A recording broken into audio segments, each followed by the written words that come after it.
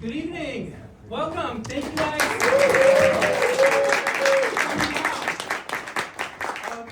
In October, I took a class in playwriting at the Wilshire Theatricum Botanicum with a couple of the folks here. I'd never written a play before. It was a playwriting class. I'd always felt of an affinity for that place. I've been going there to see shows for a long time. I interviewed Ellen Gear for my podcast, and I was like, they have a playwriting class. I'm going to take the playwriting class. And the teacher looked cute online. I'm like, he looks cute. I'm in. His name's Bernardo Cubria, and he wishes he could be here, but he can't be here, but he's a magic person. But anyway, you know when people say he's one of my favorite humans? I don't like when they do that, but he is. I didn't have an idea when I went. I had a sliver of an idea, maybe. So the first night in class, there's like 10 of us sitting around a table. He says, I want you to write the worst thing you've ever done on a piece of paper. Or something you're embarrassed or ashamed about. And I thought about it for a second, and I wrote something down. And now I want you to slide it to somebody at the table that you don't know. So I slid it to this girl named Liz. I don't even remember exactly what I wrote, but I know the gist of it. And then Bernardo said, there may be a play in there. And so later in that same class, he said, I want you to take 15 minutes, come up with 3 ideas for plays, and you're going to pitch them to the class. And then you're going to get some feedback, and then you're going to decide what you can write whatever you want, but you'll get a vibe. So the first idea I had was like something related to the cruise ships, which I kind of thought about doing, like a campy thing. So that was my first idea. The second idea had to do with what I wrote on the piece of paper. And I was like, fuck, I need a third idea. So that very afternoon, I had a phone call with somebody about refinancing my condo, which I needed to do. And so I thought, maybe there's something there. And so I came up with a little idea, and I pitched those 3 stories, and the crowd seemed to like the second and the third one. So I combined them, and that's what you're about to see. And throughout this journey, the next week we came back to class, Bernardo was talking about something, and I felt this warm rush go through my body. Haven't felt it before or since, and it was like this feeling of like, I'm in the right place. And since then, there have been a million little things saying, write this play, do this thing. So the point is, if you don't like it, don't blame me, blame the universe. It seems to want it to exist. And I'll introduce you to the cast when it's over, because they're wonderful. I love all of them, even the ones that I just met recently. And thank you all for being here. It means a lot.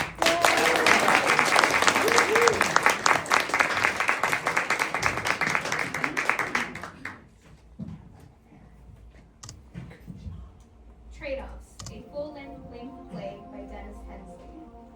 Trade-off, noun, a balancing of factors, all of which are not attainable at the same time.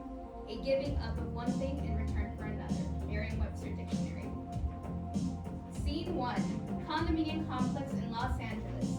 Though we are in lava land, there are 0 palm trees. There are, however, towering ponderosa pines that periodically send surprisingly heavy pine cones falling from the sky with the weight of grand pianos. Different rooms of 2 of the condos are visible. The first, stage right, is a living room with lots of stuff in it. 35 years worth. Books, CDs, DVDs, and albums and photos crowd cinder-blocked bookshelves. Posters adorn the walls. Some are of stage musicals and dance productions. 2 are of queer movies from the 2000s that feature shirtless actors who are most likely straight, but hey, that was the time. Whoever lives here is an enthusiast, creative, fun, and maybe a little stuck in the past. Across the stage, on stage left, is a freshly painted bedroom of a neighboring unit. Whoever lives here just moved in. White walls, a white bed, gray wood floors. The only color comes from a row of sneakers beside the bed. 9 baseball caps hang in a 3x3 grid on one wall like art. 2 pool chases face on the offstage pool stage right. There's a jacuzzi stage right with a printed sign that reads, out of order, we're working on it. The word still is scrawled under working on it in frustrated block letters. We hear Augie in the stage right unit, his home for 35 years before we see him. Fuck me! Augie, 60, enters the living room with his word-for-word laptop. His Wi-Fi's out again. Fuck me, fuck me, fuck me, fuck me, fuck me, fuck me, fuck me, fuck me! Augie tries to open the hotspot with his iPhone and squints at the cell reflection on his phone. Oh god, 1 bar. Fuck me, fuck me, fuck me. Fuck me. Augie steps out onto the patio and holds his iPhone up to improve the reception.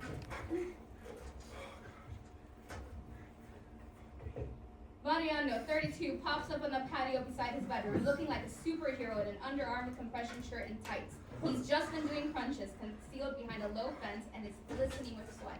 Are you okay? Augie's never seen Mariano before. His face is like, where did this hot guy come from? Yeah, no, my Wi-Fi and it's out, and I have an appointment in a Zoom thing in roughly like 48 seconds. Oh fuck me!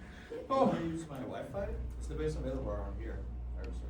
oh god, oh god, that would be amazing. Give me a second to grab the password. Mariano dashes back to his unit, leaping the fence like an action hero, and returns, leaping back over the fence with a post-it. Oh wow, you could have used the door. 48 seconds. Listen now. Here. Mariano hands Augie the post-it. My eyes have shot. Just the network. Does it say Britney? It's Britney, bitch. Yes. Augie smiles. Yep, he's gay. Password 17. Is that an L or an I or a 1? I think it's an L. Sorry, my handwriting sucks. Augie sits at his dusty patio table and types. 17L302225J. Augie waits. Success! Augie shoots up his hands. Mariano does too, but with muscles. I'm in. Thank you so much. Thank you so much. I owe you one. Okay, where's that Zoom link? Okay, open. Yes. Join. Go. Come on. Augie clicks join and sits back and waits. Okay, in waiting room. Host will let you in. Good luck with the. It's not a job, but it's a really big deal. So thank you again. I mean, I'm going to do it out here just to make sure the reception is okay. But you can keep working out or say Metropolis or whatever. No worries. I gotta get to practice. Augie keeps one eye on the computer to see if the Zoom host has joined yet. Practice. I play in coaching the Weeble Bay Soccer League. Oh, cool. I'm Augie, by the way. Mariano, move in 2 days ago. They shake hands. We hear the deep professional voice of Ken. Hello, can you hear me? Mariano waves goodbye, then bounds back over his fence. Augie watches, awed. Jesus. This is Ken here. Ken, champion? From Champion Lending, is this August? Yes, I'm here with my camera. Wait, my camera's off. 1 second. Augie checks his reflection in the sliding glass door and tries to fix his must hair. A part of the set cleverly turns into Ken's Zoom screen. Ken, 60, a square-jawed fit exec with CEO energy, appears with a beach in the background. Hi. Nice to see you. I'm Augie. People call me Augie. I'm Ken, August. Yeah, Ken and Champion. It's great to see you. Wait, is that the actual ocean behind you? I thought it was one of those fake backgrounds. No, it's real. I'm working from home today. I'm in Newport Beach. Nice. Yeah. I'm in LA, North Hollywood. Nice. So, you're interested in a reverse mortgage, I understand. Right. I bought this condo back in the early 90s with money I made dancing on cruise ships, and it's not paid off, but I have a lot of equity in it. Work's been hit and miss lately, and I have some debt, medical mostly, and I'm just having a hard time getting by.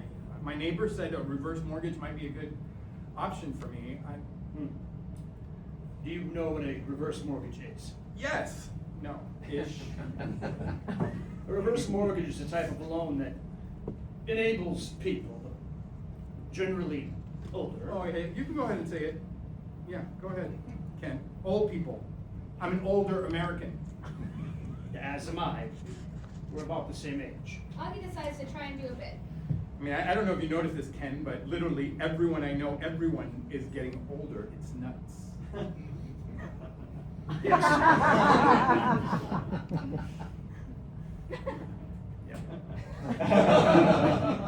Sorry. That was meant to be funny. I do shtick when I'm nervous. You don't need to be nervous. Oh yeah, I don't know. It's just like, how did I end up here? You know, my place should have been paid off by now. I just never made that much money. You know, my ship never really came in. I was just standing on the shore, waving like this. But yeah, it kind of feels like I failed. Ken's face softens. You didn't fail. You did what you set out to do. You followed your bliss. Yeah, but my bliss didn't know where it was going. So A beat as Ken regards Augie wistfully.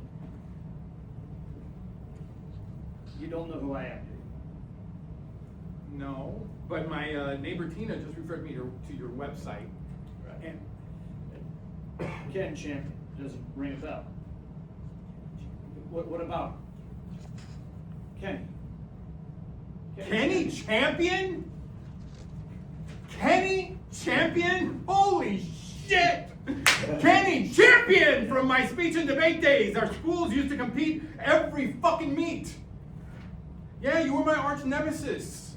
Yeah, I used to wish you would die in a fiery bus crash. No offense. Yeah, I mean, how many second place trophies did I take thanks to you? Well, you won about the same amount of trophies as me. No, I didn't. No, you didn't. But you beat me at state senior year, which I'm still really pissed about.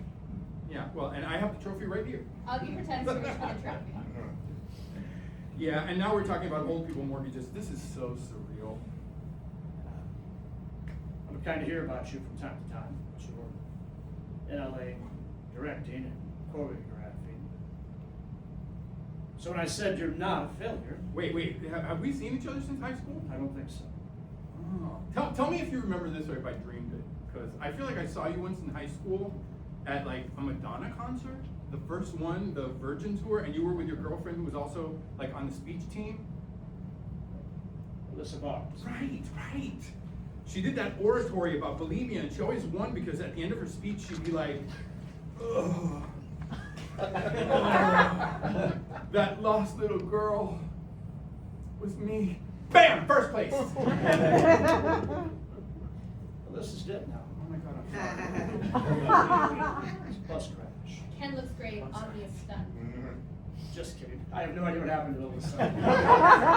I believed you. See, you're still a better actor than me. This compliment makes Ken sad for a second. Yeah.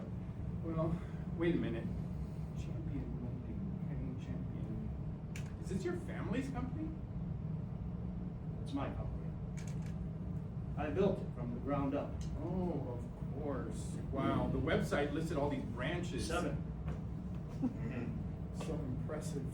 I bet you don't need a reverse mortgage. But I wouldn't feel bad if I did. It's not true. I feel just like you feel. But wait.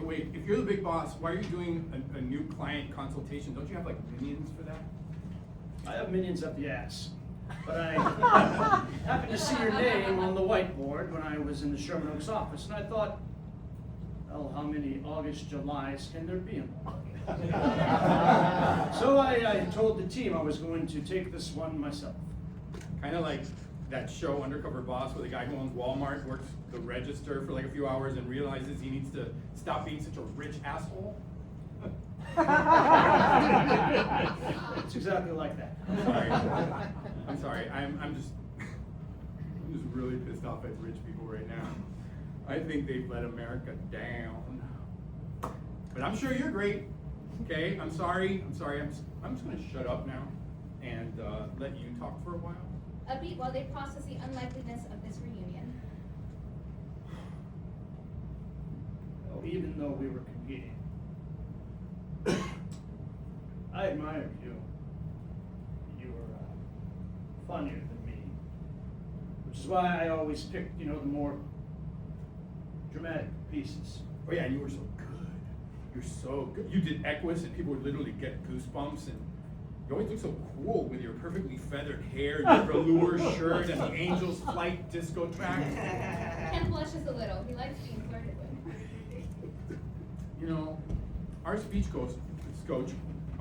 coach, I know, see, you buzz me at every turn. Our speech coach wouldn't let us wear them because he said they showed the plumbing, which is probably why I like them. Are you getting all this down? I'm sure it will be pertinent to my application, so. Suddenly, a pine cone falls from the sky, just missing Augie's head. What was that? A giant pine cone just fell from the sky and almost took me out. Not the first one. Not the first time it's happened either. So I'm outside because I'm using my neighbor's Wi-Fi. Mine's on the fritz. A car alarm starts blaring in the distance. And there goes the car alarm. Whatever that curse was that you put on me in high school, Kenny Champion, still has some juice in it. My world is falling apart. Maybe I can help put it back together. We can reverse the curse. I think we can. Scene 2. It's a few hours later. Augie is sitting at the patio table typing on his laptop.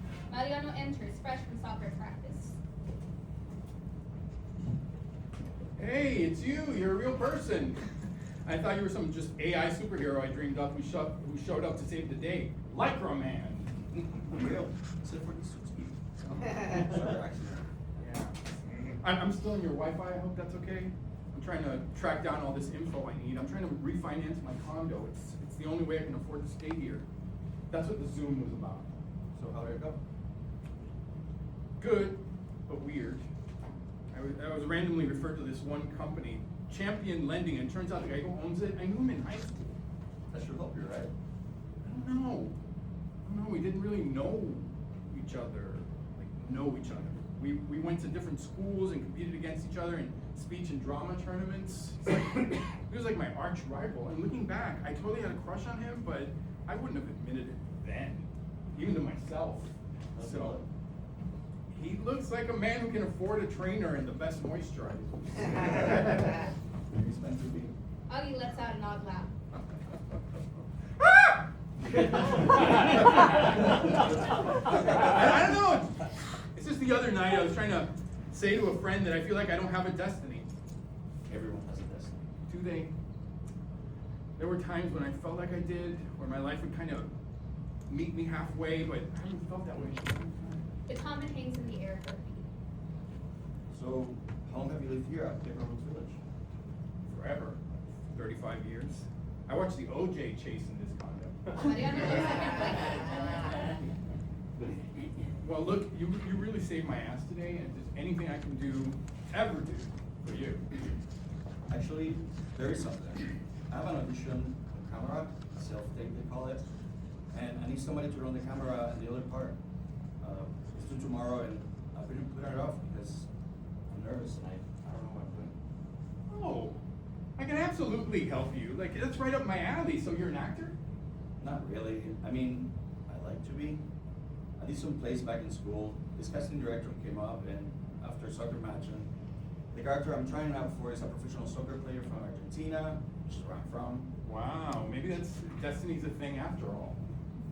Scene 3, Mariano's living room. It's the same floor plan as Augie's, but recently remodeled. There's a couch, coffee table, dinette set, but not much more. Mariano in shorts and a tank top sets up a tripod and 2 lights. A doorbell rings. Mariano opens the door to find Augie in a polo and nice jeans. He's trying to pull it together. Are you ready for your close-up? Do you know one more for like a video shot? Augie looks at the light and tripod. Okay, this is a much better setup than I have. All I have is this ring light I got at the grocery outlet, Bargain Market. Because you can't trust grocery outlet for electronics. Who can you trust? Mariano fishes nervously, takes a sip of water. He's scattered and afraid. So what do you need to do? Mariano hands Augie a sheet of instructions. Okay, slate first, then 2-page scene. Which role are you reading for? Floria Mendoza. Okay, so I'm Detective Higgins. Yes. Okay, what do you know about the story? It's based on something that really happened in Florida in the 90s. These 3 professional soccer players come together one night to confront the coach that abused them in college. They intend to just scare the guy and get him to admit what he did, but things go crazy and one of the players, Floria, ends up killing the coach. Stabbing. Oh my god. The casting director sent me this article about it. Mariano hands Augie a multi-page article. He said I look like one of the players, the oldest one. Augie comes across a photo in the article. This guy? Yeah. Oh yeah, you really look like him. And you play soccer. And I speak Spanish. You could get this.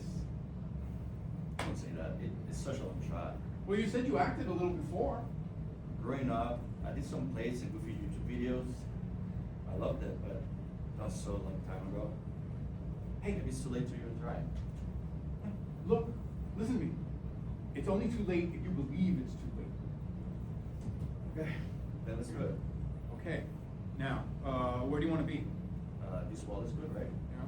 Mariano places a chair against a white wall, then flips on the lights. Augie moves the tripod with Mariano's iPhone into position. You know, your landlord did an amazing job modernizing this place. It's the same floor plan as my place, but it feels like they're from different centuries. Mariano sits, his hands shake as he holds a script. He takes a deep breath. Okay, it's okay. No need to be nervous. We can take our time. I got nothing going on all night. No destiny, remember? Okay. Mariano goes over the first few lines in his head, then puts the script aside. Okay, it's probably okay to hold the script. Did they say you had to be off book? Does that mean? Memorized. I don't know. I tried to memorize it anyway. All right, let's do it then. Starting with the plate. Augie starts the camera rolling. Okay, say your name and then turn to the right and then the left and then I'll get the full body shot. I'm Mariano Mayor. Mariano turns right, holds a beat, then left. Okay, cut. Now sit in the chair. We can cut this together obviously later. Mariano sits, his legs tremble nervously. Okay. So let's talk about that moment in the locker room. December 14th, 1987. Tell me everything you remember about it. Well, The doorbell rings. Damn. Mariano jumps up and heads to the door. I don't know. I kind of thought you nailed that. Mariano opens the door to discover a big flat shipping box. He lights up. It's here. It's here. What is it? I had like a neon sign made for my room. I can't wait to see how it turned out. Never mind. I'll look at it later. Okay, take a breath. All right, here we go. Take two. Augie hits record. So let's talk about that moment in the locker room. December 14th, 1987. Tell me everything you remember about it. Well, we had practice like usual, and then I was the last one to finish changing. And Coach Cornwall came in. He kind of stood over me, like it was in my space. Mariano feels like he's doing badly and stops. Fuck. This is throwing sucking. I don't know what I was thinking I could do this. Hey, look, don't beat yourself up. You're just getting warmed up. Look, I've worked with a lot of actors on different things, and can I give you some direction? Please. Okay, forget the words for a moment. Has anything like this ever happened to you personally? Not really. I got the vibes by priests, but I quit going to mass when I was like 10 because I knew they were full of shit. Okay, did you ever have anything happen, like in school, where you felt embarrassed or ashamed? Mariano thinks for a bit. Yeah, I've had. Okay, you don't have to tell me what it is. Just think about the experience for a minute, where you were, what the place looked like, smelled like, who was there, most importantly, how it made you feel. Close your eyes and really try to go back there in your imagination, okay? Over several beats, Augie watches as Mariano's entire being transforms. Augie presses record. So let's talk about that moment in the locker room, December 14th, 1987. Tell me everything you remember about it. Well, we had practice like usual, and then I was the last one to finish changing. And Coach Cornwall came in, he kind of stood over me, like he was in my space. Mariano's performance is suddenly dialed in and real. Something special is happening here. Have you ever done that before? Not like that. He had this look on his face that I've never seen before. Like a mask. Like it was him, but it wasn't. And then he went like this with his chin, like, let's go to my office. So I go in there, closes the door, and he picks up a picture from his desk. It's my little sister.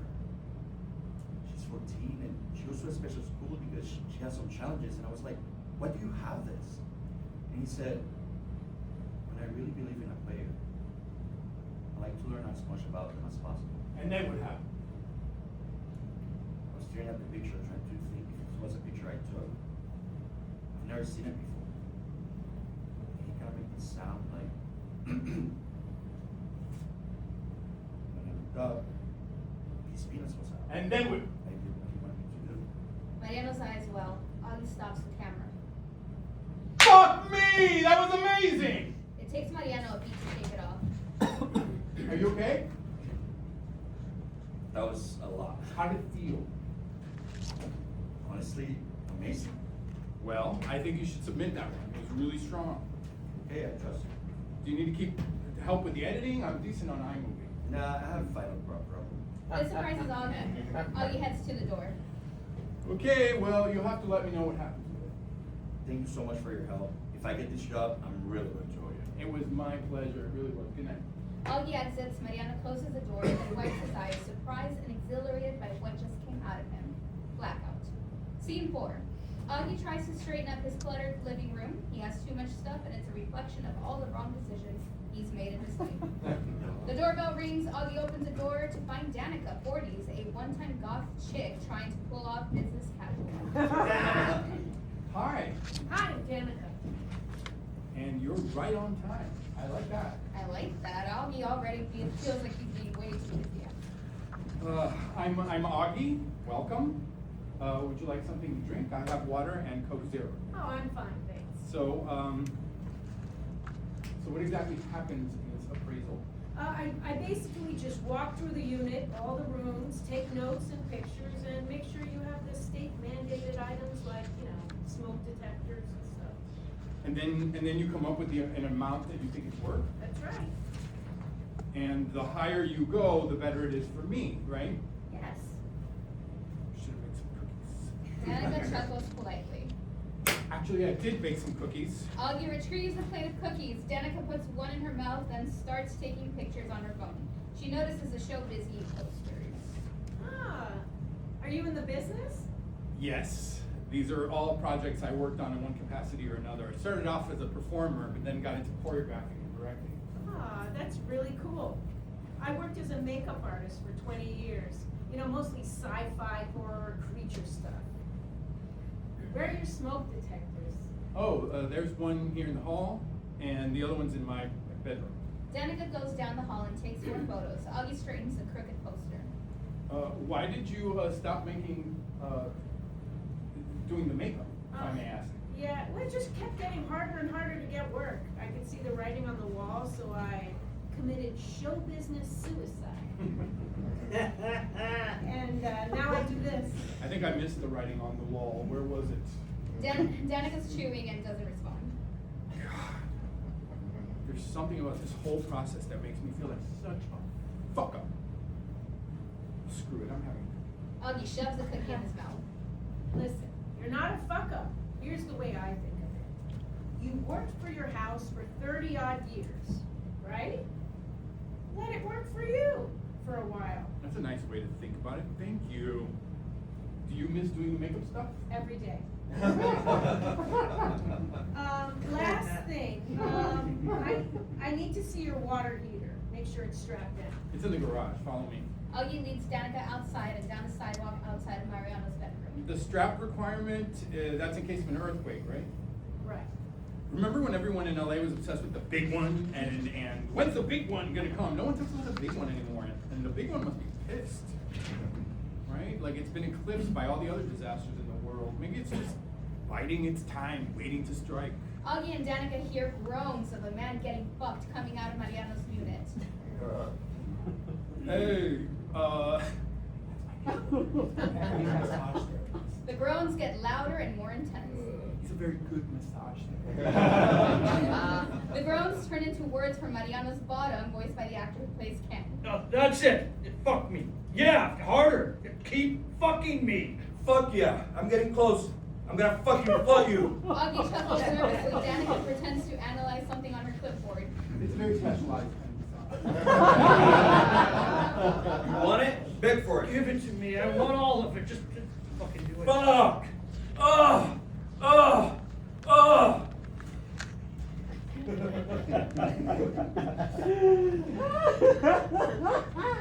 Kids these days, am I right? Danica goes to speak but is cut off by. Why are you stopping? Bro, come on, I'm about to nut too. Just keep pounding me. Fuck! Ah! Yeah! Augie and Danica stare at the ground until the offstage orgasm subsides. Nut is a verb? I'm not sure I like that. How do we come back from that, Danica? I don't know if we can. I was just complaining to my boyfriend how boring this job is. Not today. Well, I hope it doesn't affect the value of my property. Look, I'm gonna come in as high as I can for you. Because you know what? Us artists have to stick together. Thank you. Well, I got what I need. Well, you and whoever that was. They laugh together, awkwardly. Blackout. Scene 5. It's night. The complex jacuzzi is working finally. emotionally. Augie sits on it, eyes closed, smiling blissfully. Mariano enters fresh from a game and sweats in a warm-up jacket. It's working. Augie opens his eyes to see Mariano. Oh, yep, can you believe it? You had this little boy smile on your face. I should have taken a photo. Well, when things that you think are broken forever turned out not to be, it gives me hope. Like maybe everything's gonna be okay after all. You know what really bums me out, oddly? A stopped escalator. When I see a stopped escalator at a mall or something, I just think, well, fuck. Maybe we should all just kill ourselves. Taking the stairs is way better for you. You would say something like that. What time does it close? 10. So, girl, throw on some trunks while the bubbles are still bubbling. Mariano ditches his clothes and sneakers and climbs in his sexy gay punk brand briefs. Or just jump in your underwear. Did you have a game tonight? Yeah, we won. I scored the winning goal. Congrats. Yeah, I have a straight friend, a cinematographer on one of my movies, who was super into the World Cup, and he invited me to watch a match at his place, and it made me feel cool that like he would ask me. I mean, I was all ready to fall in love with it, just, but then hardly anyone scored any points, and it was. Sometimes that's happened in soccer, but not always. What was the score tonight? 1-0. Augie makes I rest my case. Oh, hey, did you hear anything about the audition? Mariano considers lying, but doesn't. I didn't get it. Augie Oh. slaps the water. Fuck. Sorry.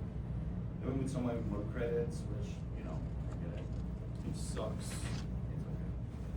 It was a long shot anyway. They sit for a beat in silence.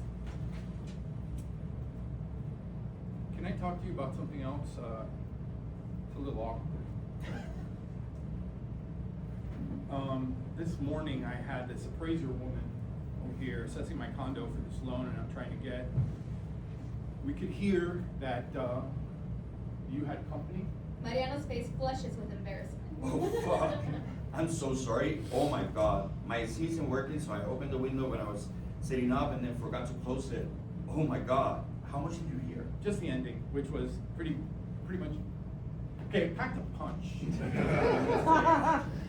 you think it will affect your application? I don't think so. It was right at the end of her visit, and we just kind of laughed. I mean, who knows what affects anything? You're gonna get the loan. You're gonna get the loan, right? I don't know. What happens if you don't get it? I don't know. Life I'm living now is unsustainable, financially speaking. I make some money, but not enough to cover my monthly nut. I mean, I could sell it and move, but all the places that I thought I could move to are old and unaffordable too, and also I don't want to move. I'm still fired up to do things, to try and make a difference, even if it's just for the people who take my classes. Something will work out. Was that your boyfriend that I heard you with this morning? No, I'm single. That was a collab. For OnlyFans? See, I know the link. And just for friends. Yeah. What's the difference? OnlyFans has more users on it, but it has more rules that you have to follow. Just for fans, can get a little easier. And what percentage of the money goes to you? About 80% on both sides. Fascinating. If you want to get into content creation, I can tell you all about it. Augie looks at Mariano like, seriously? All kinds of people do it. You'll be surprised. Oh. Some of the daddies do really well.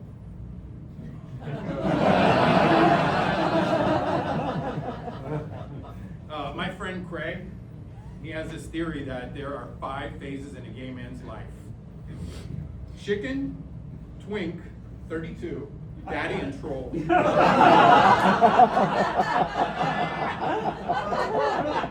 I like to think I'm holding on to daddy, but I could be full on troll right now. I mean, not that there's anything wrong with trolls. Where would we be without our trolls? How old are you? They both smile. So how does it, You can ask me anything about it if you want. I'm not ashamed or embarrassed. how long have you been doing it? How are you gonna have? Is that how you make your living? Mostly. I'm a personal trainer and I get paid to coach soccer sometimes. Do you like it? I like it. Yes. I love it. I love it. What do you love about it? The money? The money's okay. More than I make as a trainer, but not that much more. And you have to deal with flakes, people ghosting, kind of like dating. But I just love having sex. I love it. Always have. I think it's the most wonderful thing God ever invented. Well, you've obviously never had chips and salsa at Chili's.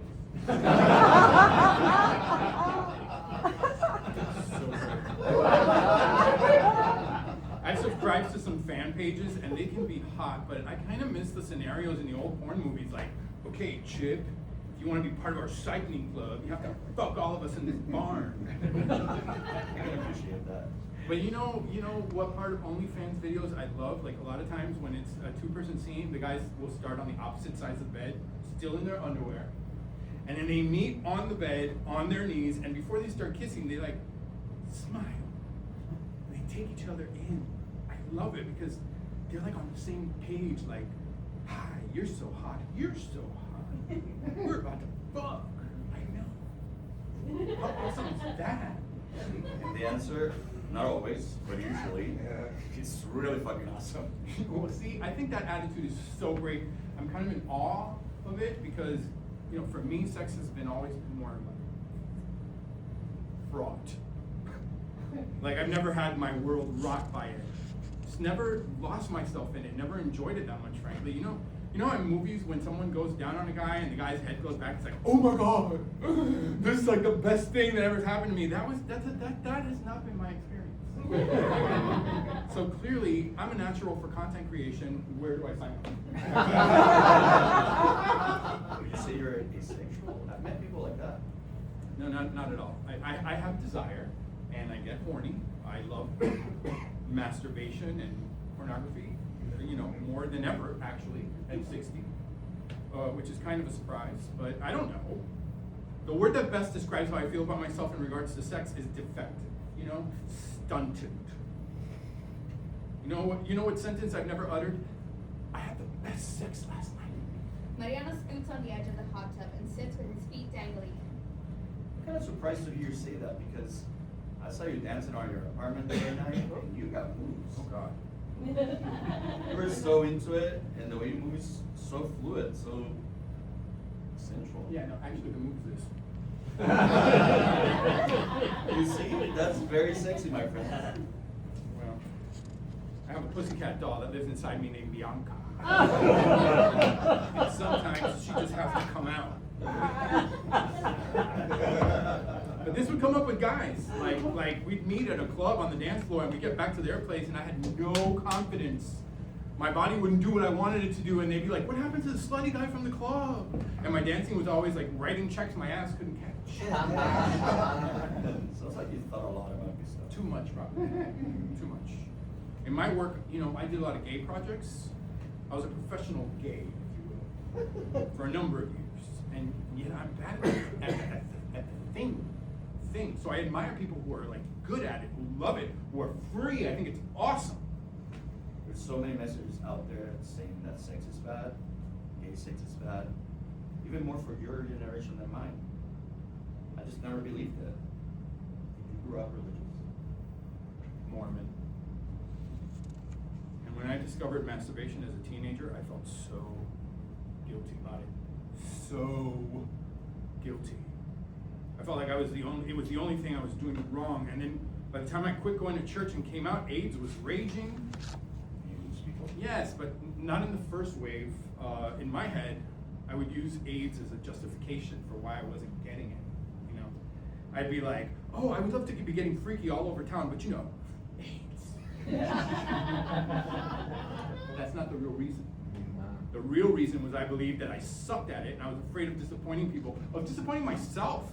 Here's another weird thing. Whenever I would hear that someone had HIV or had AIDS, there was a part of me that thought, wow, they really figured it out. Somebody came in, somebody. At least once. You hear about those people who are like 50 and they never learned to swim or how to drive, and you think, how is that possible? Okay, I'm like that with fucking. Mariano chuckles. What? I learned how to fuck before I learned how to drive and how to swim. I think that's awesome. That's awesome. Sometimes I'll see a video that some guy posted online of himself, like spontaneously hooking up with 3 randos in a park, and I'll think, how do they physically do that? To me, they're like elite athletes, like Simone Biles, but instead of like a vault, it's like truck stop understall anal. How do they? Your friends like, were they having sex? More than me, and I both envied and judged them. I actually remember saying to a friend who was hooking up a lot and always getting his heart broken, I said, like very high and mighty, I was like, well, if you want sex to mean something, then you have to treat it like it does. Like there was a price to pay for promiscuity. I cringed that I said that. I don't even believe that all that anymore. What do you believe? People should fuck whoever they want, whenever they want, however they want, as long as they're not hurting other people. Amen. And lately, I'm kind of intrigued by the idea of the glory of the gay male collective, where an orgasm for one of us is an orgasm for all of us. You're taking one for the team, literally. Ooh, I like that. Can I use that? I would be Sometimes I talk a little bit of myself. Yeah, do it. I'd be honored. But I don't know. I feel like I missed the boat. I just turned 60. I feel like I missed the sex boat. I just feel like I've been with guys and we start fooling around and I literally see them board the train to Orgasmsville. Like this glazed look comes over their eyes and that train is getting to the station and I never get on the train. Anyway, this is all just a long-winded way of saying, I admire your work. Are you burning up? Yeah, I guess I am. Augie, shy about his less fit body, emerges and sits with his feet in the water. Can I share something with you? I mean, you got a tough act to follow after that data, don't Even though it was a super long shot, I'm really sad that I didn't get that audition. I can't stop thinking about it. The reason is he was never sad. Augie looks at Mariano expectantly. I have a bad relationship with my father. I wasn't manly enough for him growing up, even though I was athletic. And I came out when I was 17, and that was it. We barely spoken since. Gay boys and their fathers, man. That's a whole other hot tub session. And I thought that if I got this job, my face and my name, which is also his name, was up in billboards on TV. Now you know. Mariano's truth bomb leaves Augie speechless. His phone vibrates. He reads a text. Oh, that's Tina and 218. We gotta get out. The security guard is starting his rounds, and if we're in here after hours, we could get fined. And I need the association on my side to help me with this loan. Okay, but I just want to say one thing about the boat you think you missed. Something a very smart man said. It's only too late if you believe the story. Augie looks at Mariano. Blackout. Scene 6. Augie sits alone in a chic, pricey restaurant in Newport Beach, in khakis and a polo shirt. He looks over the menu and grimaces. This shit is expensive. A server, Justina, efficient and a bit sassy, approaches. Mr. Champion just called. He's a few minutes away. Oh, he didn't text me. Oh, he has us on speed dial. He comes in all the time and sits at this table. He likes it better because he can see his house from here. Justina points out the window and up, up. Oh, wow, he's king of the hill, literally. Do you have any questions about the menu? Actually, I think my copy's defective because all the numbers on it are really high. Ken Champion strides in a tailored suit and open dress shirt. He changes the entire energy of the room. He's that guy. August, I'm sorry I'm late. We're having this huge mural painted in our office lobby. It's a whole thing. Okay, thank you, Justina. I'll have an honorable home. And what would you like? Do you have Coke Zero? Yes. Then Coke Zero. Got it. That stuff will kill you, you know. Justina exits. Ken removes his jacket and he's fit. Want to hear a funny story? Last summer, I went on this forest bathing excursion in the Arboretum in Pasadena. Forest bathing is where you go to stand in the forest at night and commune with nature. I love this woo stuff like that. Anyway, before we went into the forest, the guide asked us to go around the group and say our favorite sound to like break the ice. So everyone was saying stuff like the waves of the ocean, the morning bird song, all this nature-y stuff. Justina delivers the drinks. And it gets to me, and you know what I say? I say, this is my favorite sound. The sound of a can of Coke Zero opening, so good. What would you have said?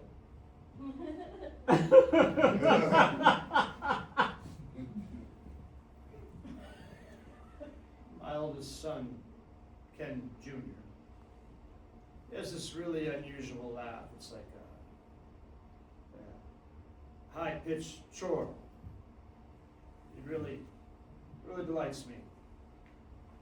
There were a few years when it kind of went away. He was sullen and depressed. You know, teenager stuff, you know.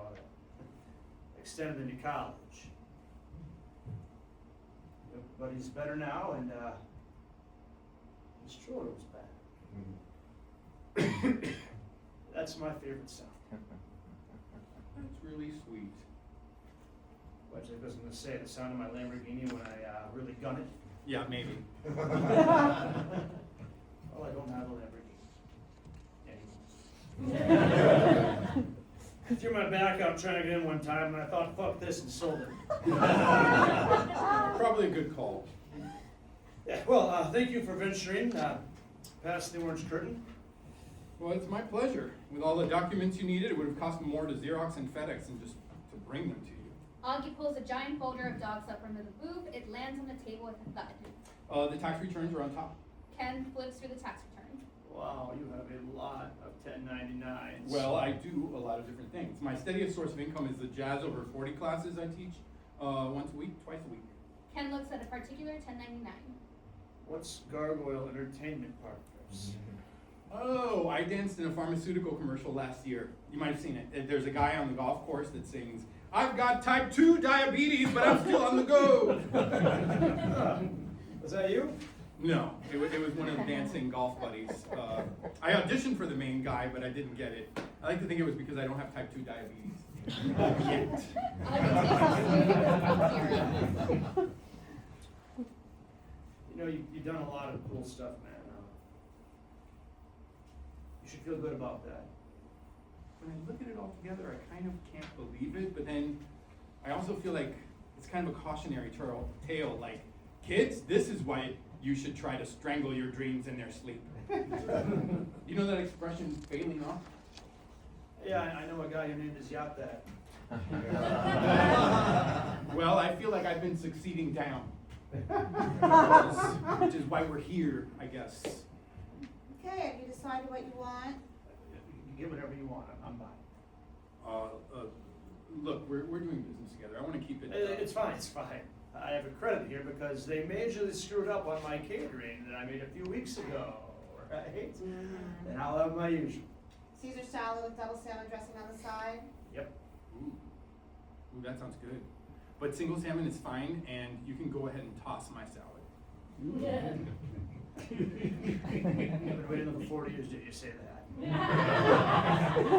Augie is thrown. Ken's phone rings. Hold on, I gotta take this, it's my wife. Ken dashes off with his phone. What is happening? Oh, this is pretty typical for Mr. Champion. He's always on the move, like a shark. Ken rushes back. Look, I'm so sorry I can't stay up. I'm about to be a grandfather. Wow. Yeah, actually a great grandfather. Augie's stunned again. What is happening? Congratulations, how wonderful. Now, do you want me to make your salad, Joe? No, just sit at home with August here. Okay, will do. Justina exits. Ken picks up Augie's documents. Okay, quickly, the biggest challenge is gonna be showing steady income.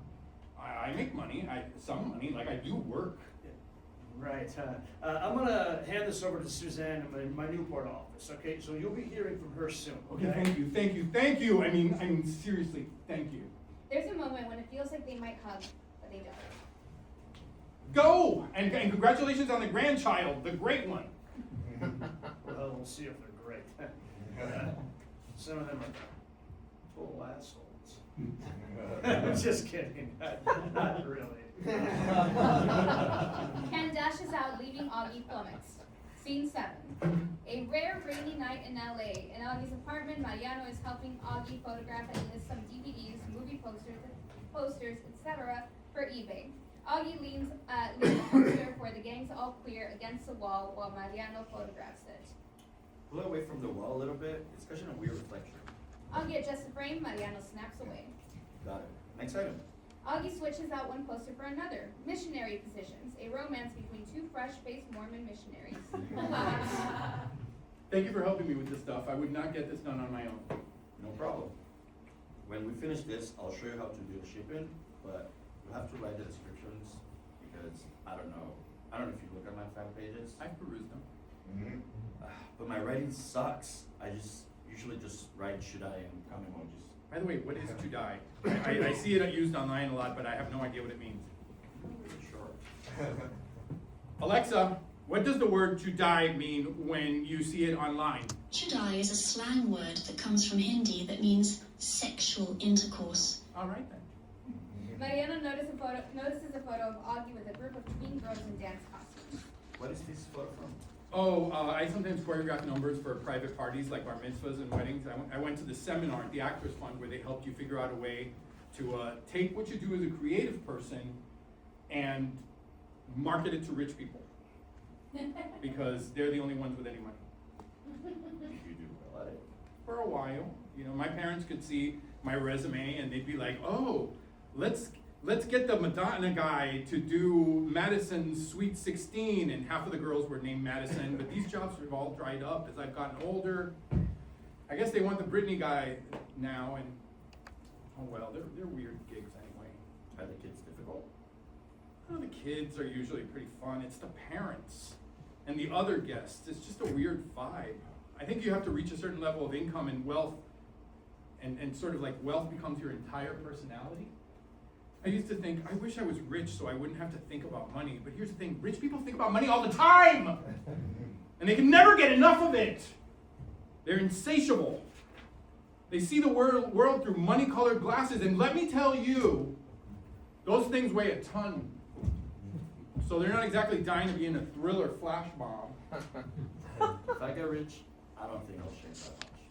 That's what I think too. Like if I became a billionaire tomorrow, I would still want to go get that 3 for me at Chili's because it's fucking awesome. But when you're rich, I think you feel compelled to do the rich version of things. Like we can't go to community yoga in the park anymore, but I love community yoga in the park. No, darling, we'll just have to have a teacher come up to the house. And they have to have the top of the line everything where they feel like a loser. I can't tell you the number of times I had to go get the beat up boom box out of my trunk to rehearse with the kids because their parents $100,000 stereo system was on the fritz, and there was only one guy in LA that can fix it, and he's rewiring Jeff Bezos' compound until next Friday. The parents will have loved you because you're so fun and charming. You'd think.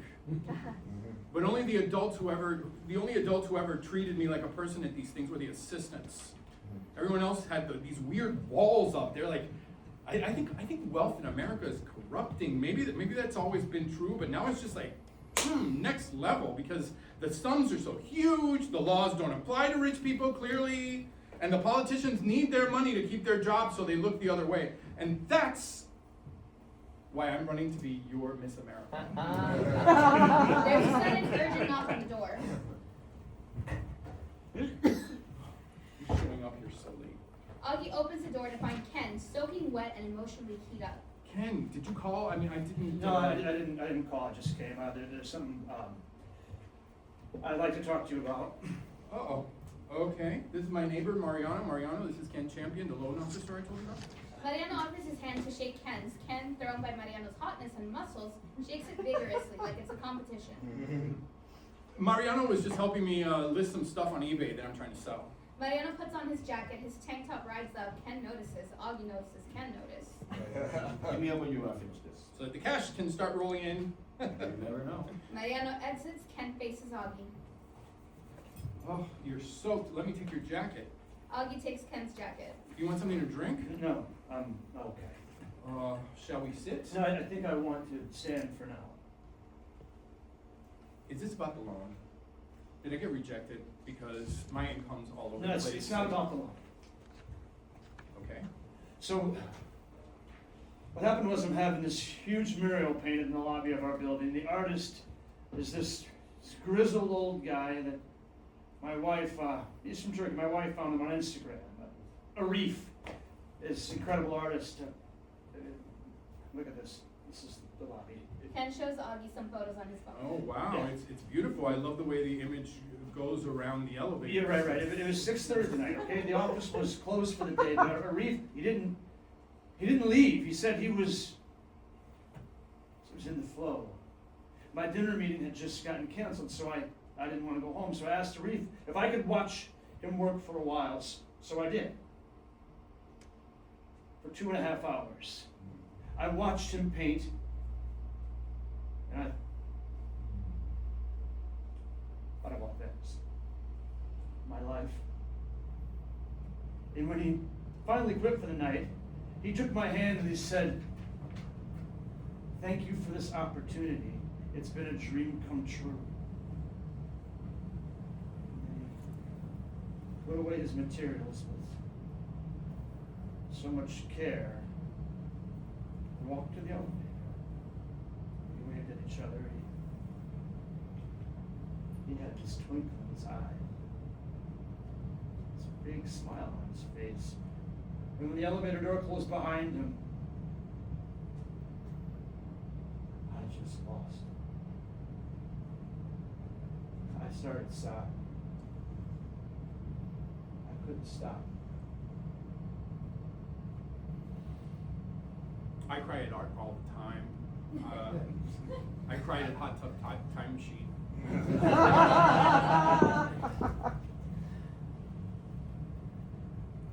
Augie, what's your biggest fear? I got pretty sick about 8 years ago. It was like a nervous breakdown unfolding in slow motion. There were about 2 years there where I didn't feel safe in my own body. My biggest fear was that it'll come back. Sir. Thank you. What's your biggest fear, Ken?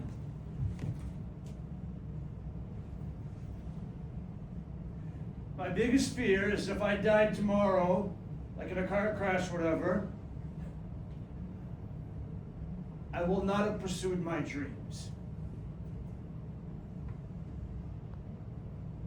Not one. But you have so... It doesn't matter what I have. None of it is who I am, okay? This is who I am. Ken rushes across the room, grabs Augie, and kisses him deeply. Augie's stunned but attracted, always has been, and he goes with it. After 10 seconds or so, they break the kiss. I always wondered what it would be like to kiss Kenny Champion. And? It was nice. Just nice? It was great! What do you want, another trophy? Yes. Everything's not a competition. Of course it is.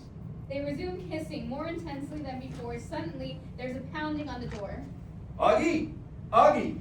Open up! Are you there? Augie pats Ken's cheek and opens the door to find Mariano wet and holding sheets of paper. Mariano, too, is all keyed up, almost in a panic. What's wrong?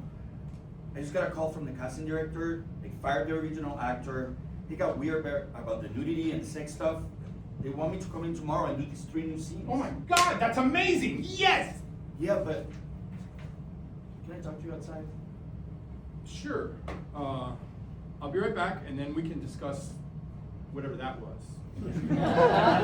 Augie follows Mariano outside. I'm not surprised at all that this is happening. I had a feeling, like in my gut.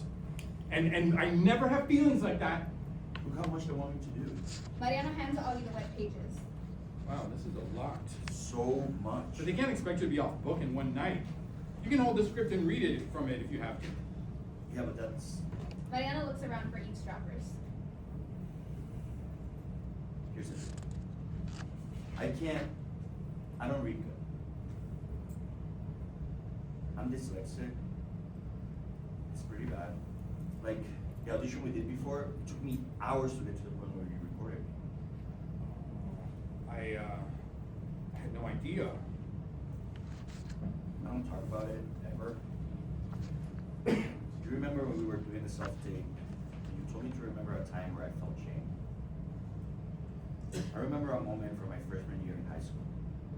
I was in the school play, You Can't Take It With You. It had a really little part, but I was so excited. And then one day in rehearsal, this kid with a much bigger part wasn't there. The teacher said he had to quit the play, and she wanted me to play his part, and she handed me the script.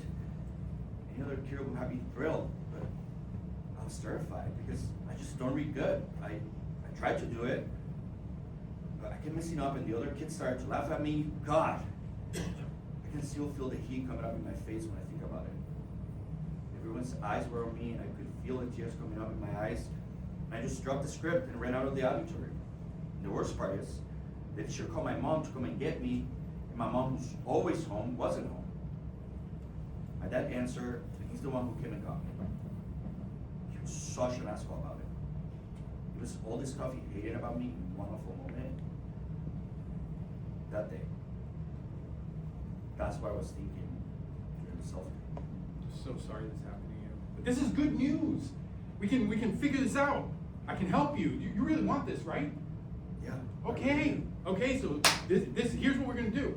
I'm going to record the lines into your phone, and you're gonna listen to them over and over and over and memorize them, and then we'll work on character and emotional stuff, and we'll stay up all night if we have to. Okay, I'll try my best. We're going to do this. Somebody has to play that hot, tormented, murderous, allegedly soccer stud. Why shouldn't it be you? Thank you so much. Mariano hugs Augie for several seconds. Ken emerges from Augie's unit holding his phone.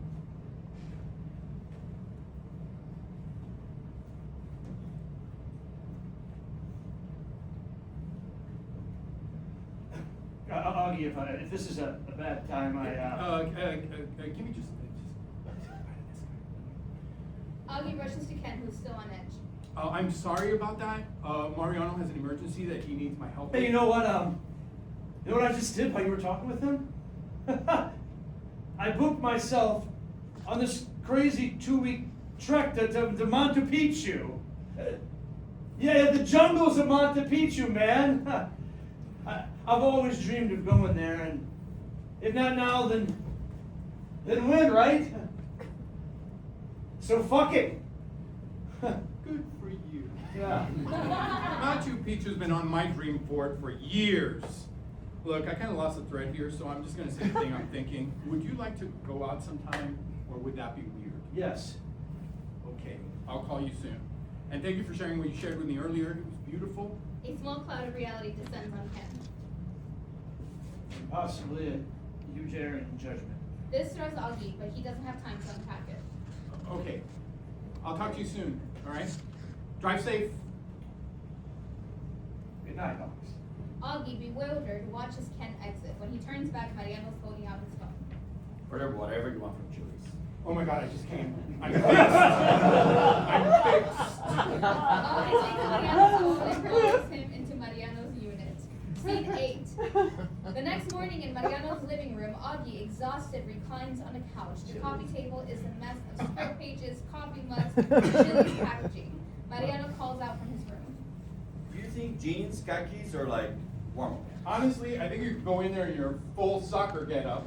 I mean, what DiCaprio is acting, your legs are to legs, okay?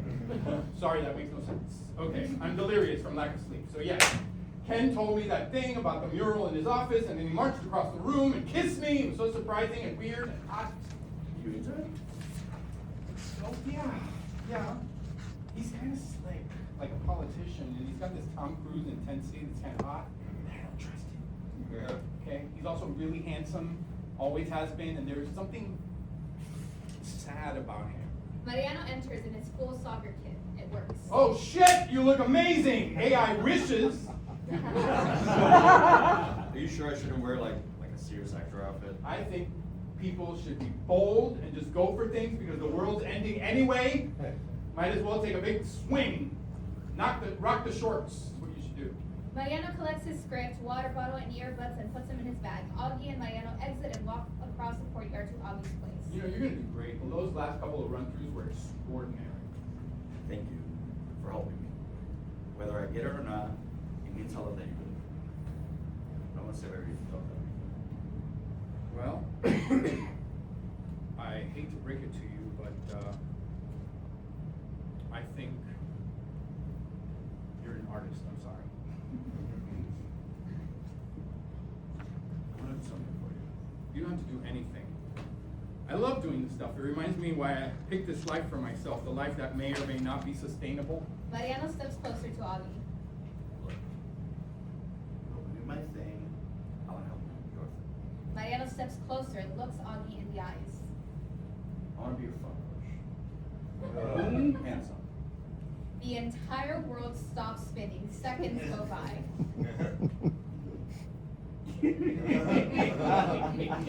What? You heard me, Mr. Let's Be Bold and Go for Things. Wow. That's, yeah, duh, because I'm not an idiot. Yes, of course, yes, yes! Blackout. Scene 9. At a nightclub in LA. It's their annual Madonna's birthday celebration, and a hot room is a human nature glass with its refrain of express yourself, don't repress yourself. Augie and Ken dance. Augie's been in an environment like this a million times. Ken literally has never, but you never know it. Joy, freedom, chemistry. The chorus hits and Ken dances with more vigor. He raises his hands above his head, closes his eyes, and blisses out. Augie marvels at this, like, who is this man? Ken opens his eyes and discovers Augie standing right in front of him. They come together and kiss as Madonna sings, I'm not your bitch, but don't hang your shit on me. Scene 10, Augie and Ken, sweaty and renewed, exit the club and walk to the sidewalk taco stand. I haven't stayed up this late on purpose, in like decades maybe. My shirt's stripped. Oh, the tacos con quesos are usually what I get here. Shall I order for us, or what? Sounds good. What do you want to drink? Did they have Perrier? Sorry, Thurston Howell III. Oh wait, they do. Ken gives Augie, like, see what happens when you judge me look, and he pulls out his wallet. I got this. I sold some shit on eBay this week. Let me buy this. Augie pays with a card, hands the drinks to Ken, and then takes 2 plates of tacos from the window. They walk to a voting table and plastic chairs. Ken stuffs his with a napkin. Everything okay? Great. Ken and Augie takes bites of the taco. Delicious. A siren blares as an ambulance drives by. Augie's unfazed, but Ken covers his ears. Can I ask you something? Ken nods while eating. What was tonight like for you? Like being in a gay club and dancing? It was amazing. Yeah, there was a moment on the dance floor where you closed your eyes and you sort of like went into yourself. Yeah. Do you know what I'm talking about? Yeah. Yeah. What were you feeling? A mix of things. Mostly, I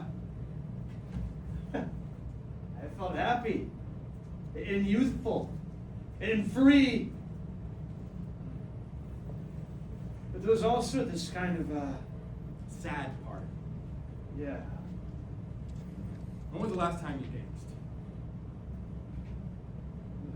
danced? Jeez, probably had a wedding a few years ago. At a wedding? Do you dance like you did here in the club, or is No, it different? I don't move my hips much, you know. I'm not proud of this, but I practice like, boring dancing in a mirror. Yeah, like I have a rule, like I can't bring my hands above like here. Ken raises his hands up to his shoulders. Yeah. I think pretending to be not as good a dancer as you are, not as joyous a dancer as you are, it seems like a kind of torture. There are worse things. That's part. That part of yourself. The part. What did you do with him for 35 years? Bound and gagged him and put him in the trunk of your Lexus? A Mercedes, but basically, yeah, it was like I put it away and just kept my eye like on the prize. What's the prize? life I have now. Look, it's nice being successful, like having wealth. It is, okay? But growing up, my parents were constantly worried about money. So I promised myself I would never be like that. Do you get lonely? I have a big, wonderful family, and employees who've been with me for decades. Do you have friends? Yeah. Guys I know through work, couples that my wife and I do things with, Do you get horny or? I mean, I hook up when I have the urge. I have ways to take care of it. That is the problem. Sex is the easy part. Augie's face falls. Even closet case Ken is better at sex than What? Nothing. If sex is the easy part, then what's the hard part? Well, the hard part is I sacrificed a lot, like being a performer. Like we were in school, I stashed that guy in the trunk too. Well, all you do now is perform, so. But it's not all I do. I'm I do sorry. things. I'm sorry. That was unfair. It's just so sad to me. But look, on the other hand, you're very well set up for the future, and I, as we know, am not. Ken takes both empty plates to the trash can. Augie looks at Ken wistfully. There's something so heartbreaking about Ken. What's that look for? I was just thinking that I have this filmmaker friend from Jordan named Zaid who was working in Dubai a few years ago, and I went to go visit him, and we went to this club called Fantasia that happened once a month, and it was pretty much gay, although it wasn't advertised as gay, people just knew. And there was this one guy there, maybe like 40, quite short, like a Middle Eastern Danny DeVito. And he had this sort of like flashy white disco suit, and he was up on the table dancing his ass off all night long. He's like, didn't take a break. Like, this guy was smiling from ear to ear, like Dua Lipa was the best thing that ever happened to the world. You who? You're kidding me. Ken shrugs. We'll cover Dua Lipa later on this semester. Anyway, this guy's living his best life, and I pointed him out to Zaid, and I said, hey, what's that guy on? And Zaid said, he's not on anything. I met him here last month. He drove 7 hours from Saudi Arabia to be here, and tomorrow he'll drive 7 hours back, and it'll be like tonight never happened. Do I remind you of that guy on the table? Maybe. A little bit. He's much richer than you, Fuck you. obviously. Here's a postscript to that story. When I came back home, it happened to be Pride weekend. I was like, I'm not going to take your hard-fought freedoms for granted. I'm going to pay the whoever many fucking dollars it is and go celebrate with my gay brothers and sisters. And I got to the festival, and like 2 minutes in, I was like, oh, this is about drunk people. Ken tries to disguise that he's yawning. Are you yawning during my Pride story? I can't believe how late it is. You mean in the evening or like in our lives? Both, I guess. And who knows how much time we have left. I had 3 people I knew who died this year. They're men that were younger than me. So we might as well do whatever the fuck we want, right? Mean like this. Ken shoots over like he's spring-loaded and kisses Augie. Ken starts to slide his hand down to the back of Augie's pants. Augie's into it. We're in a hotel room downtown. Ken kisses Augie on the neck. Are there people who will miss you if you don't come home at all? My wife's in Houston, seeing a new grandson. There are multiple. Was twins, right? But what can I say? Champion sperm does not fuck around. Augie, turned on but wary, pulls away. Sorry, is this a good idea when we're trying to still sort of get me this loan? Look, the loan's going to happen, okay? My track record on these things is very good. We just have to show that you have some steady income. Suddenly stressed, Augie pulls away. Fuck, man. Now, don't stress about it, okay? It's gonna be fine. We got this. Okay, let's rewind to before we started talking about the loan. Okay. The what? I think you mean the loan. The load, I said. Yeah, what did it say it again? Okay, let's rewind to before we started talking about the load. I said the what? I think I mean the loan. Yes, what did I say? I don't know what you said. No. I think you said the load, which No, is I didn't. No, I Yes, didn't. it is. I'm not ready to do that with you. It's too loaded. Okay. And yes, that time I meant to say load. I'm gonna call him. Do it. Ken orders an Uber on his cell phone. No, oh, it's 2 minutes away. Augie gives Ken a short but sweet kiss. All right. Thank you. You're an extraordinary man. Just think, this wouldn't be happening if you hadn't seen my name on that whiteboard. That's true. You could have just kept on being OC Ken. Absolutely. And I still might.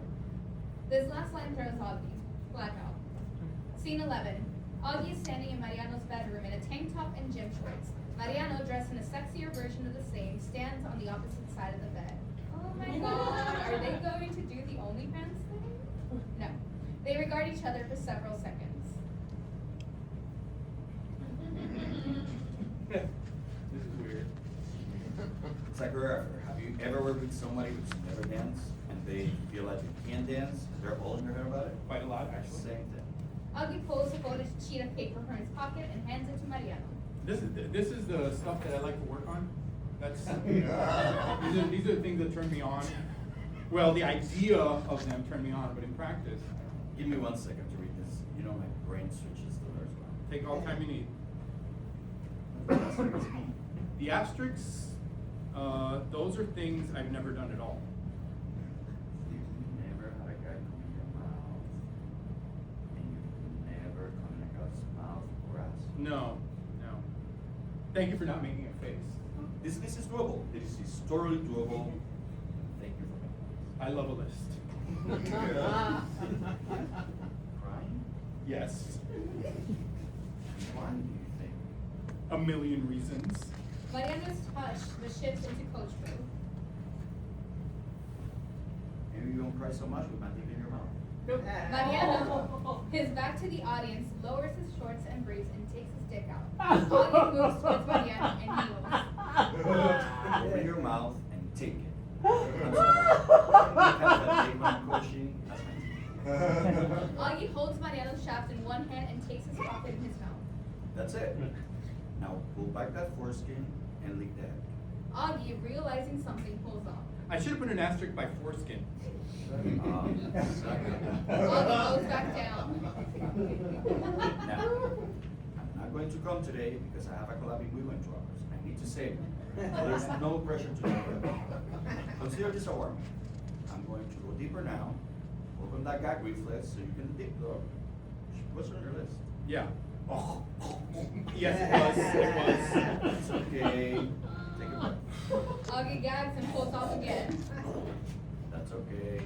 Let's try again. That's better. Just imagine like a shot of like Xanax being injected into your throat muscles. That's better. Augie pulls out, catches his breath. No shtick. He goes back down. Nice. You went right back down to where you were. Maybe a little further. Augie starts to play with Mariano's balls. Okay. Yes. Play with my balls. That's nice. You got a little more to go, but you're doing great. My hand in the back of your head, and I'm gonna start to fuck your throat, okay? Augie lets out a concerned groan. Gently. I'll fuck your throat gently. That's it. You're doing great. That gut reflex has left the building. It's gone for a many, and he won't be back for hours. Augie takes out, gags, and pulls off. I promised myself I wouldn't do shtick, but now you're doing it. So now I guess shtick is okay. Get your face back on my dick. Augie goes back down for renewed vigor. Now what you're doing. Alright. Makes sense that a dancer would have rhythm, but in their throat. Keep going. I'm gonna. Augie pulls, panic, and pulls off. I'm sorry, I don't want to mess up your collab. Oh, fuck I it. don't want to mess up your collab. Mariano pulls Augie's face back down on his cock, and the train leaves the station. That's it. Just keep doing what you're doing. You wanted this, right? You wrote it down on a piece of paper, and now I'm not pulling my dick out of your mouth until you fucking shoot. I hope you're fucking ready. Augie doesn't let up. Oh, fuck. Here it comes. Take it. Fuck. Oh,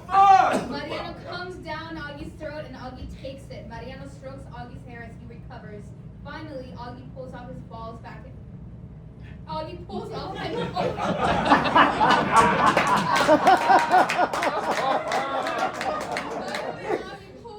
falls back on his ass, delighted and proud. Mariano points to his own foot. Augie licks Mariano's foot and falls flat on his back and tries to process what just happened. That was. Don't talk. Don't say anything. Mariano pulls his shorts up and starts to pack up for his collab. Augie walks into the bathroom, washes his face, and regards himself in the mirror. Holy shit, that just happened. There's some mashed honey in there if you want some. I'm okay.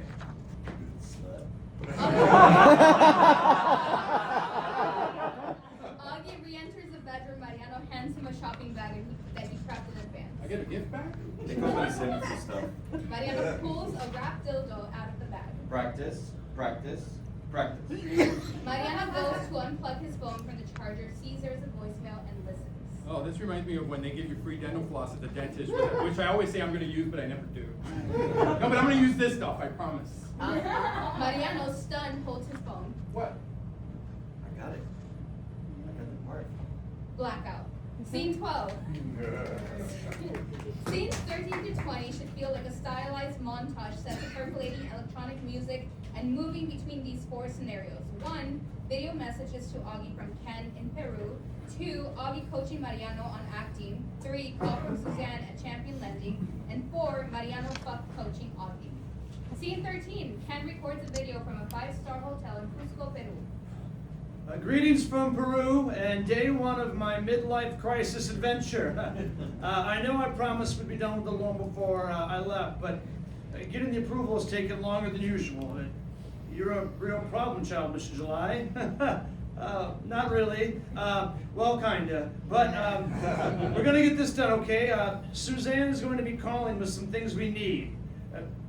She's kind of brusque on the phone, but she's a real ball buster to the underwriters, which is what we need. Scene 14, Augie sweeping his patio. Mariano rushes over from his apartment with his phone. Augie, check this out. I found this app that I can load the script into and it'll speak it back to me. You don't have to record the lines anymore. We can just focus on the acting part. Good, because I just read that new prison interview scene and there's a lot going on there. Check this out. Mariano presses the Hello, answer button. Fantastic Sam's Anna Maria speaking. Mom, it's Florian. Something happened, something bad. It's supposed to be the three of us, but when I turned around, the other guys were gone. Wait, slow down, son. I can't understand you. It's so loud here in the salon. Shut up, you crazy bitches. My son's on the phone. Wait, is your mother being played by British acting legend Michael Caine? You have all kinds of voices you can use, but it's my favorite. Look at that, already working with an Oscar winner. Oh, Dios mío, what have you done, son? Blackout. Scene 15, Champion Lending Office. Suzanne, 70, dry East Coastie, leaves Augie a voicemail.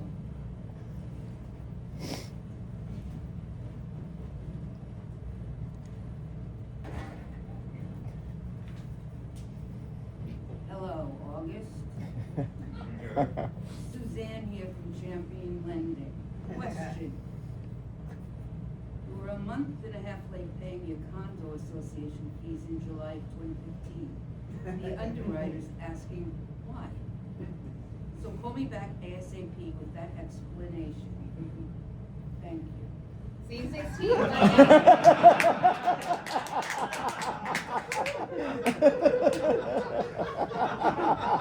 Scene 16, Mariano and Bree stands in his bathroom facing Augie, who is douching off stage. Okay, now let it go and watch if the water is clear. We hear a jet of water landing in the toilet bowl. It's cleared. Wait, nope, spoke too soon. All right, try it again. Yes, coach. Scene 17, Ken rides on a lush path. Hey, Augie. Hello from this glorious spot in Peru. Here's something I was thinking about on the trail. Do you think that people can change, Augie? Like really change? Or is it just we who are who we are? We are who we are, and that's that. My goal for this trip was to be truly present and connect with nature and God and who I truly am inside. The second I saw my cell service come back on, I checked my stocks. Welcome in the insights. Scene 18, Hollywood soundstage. Mariano, as older Florian, sits on a spare prison set in an orange jumpsuit. He addresses the unseen interviewer. Do I regret what happened? Of course. There isn't a day that goes by that I don't think about it. There's one thing that was true before all this happened. And it's even more true today. I fucking hate police. Mariano stays in the intense moment until we hear an unseen director yell, Cut, print, moving on. A first AD, the actress who plays Danica on the headset, enters and addresses the unseen crew. That's a series wrap on Mariano Mayorga, The first everybody. AD is gone, and we all hear the rest of the crew join in. Mariano stays in the chair and lets two thoughts wash over him. Holy shit, I got through it, and they're clapping like I did a good job. Maybe I fucking did it. Scene 19. Augie in his living room shoots a video message on his phone. Hey, Kenny Champion, hello, from glamorous North Hollywood. I've been thinking about your question, can people change? And here's my deep response. I don't know. I had a dog named Enzo for about 12 years. He died a couple years ago. He was the best. Anyway, there were certain behaviors that he would always do without fail. Like he was always gonna lose his shit when he sees a husky. You know, he was always gonna make you pick him up and put him on the couch even though he's capable of jumping. Enzo's gonna Enzo. I started using that phrase to apply to people that annoy me, at least in my head. Like, I have this friend who's extremely and hilariously name-droppy, like, can't help himself, and every time he drops a name, I think, Enzo's gonna Enzo. I have another friend who's always sends her food back in restaurants. Ugh, always. Enzo's gonna Enzo. And I'm sure there are annoying things I do where I'm the Enzo. That said, I think it's important to believe that we can change. Like, there's something in my life right now that I'm trying to change. It's not the money stuff, something else. And I'm actively taking steps, and I don't know if it'll take, but I like that I'm trying. I have this T.S. Eliot quote in my dream board. I think about it a lot. It says, for us, there is only the trying. The rest is not our business. So that's my deep thought for the day. Augie stops the recording, then notices there's a box dildo on the shelf in the background. Oh shit, that dildo was in the background the whole time. Screw it, send. Augie pushes send, blackout. Scene 20. Over black, we hear Suzanne's message.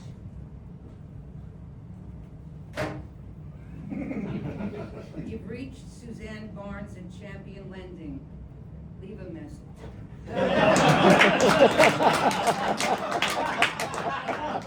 Augie and his candlelit living room talks into his phone. Hi, Suzanne, it's Augie July. Got your message. The reason I missed that payment in July of 2015 is because I was in the hospital. I spent a couple of weeks there and I dropped the ball on a few things, but I got back on track in August. I hope that one mess up doesn't kill my application. That would really send me back into the hospital.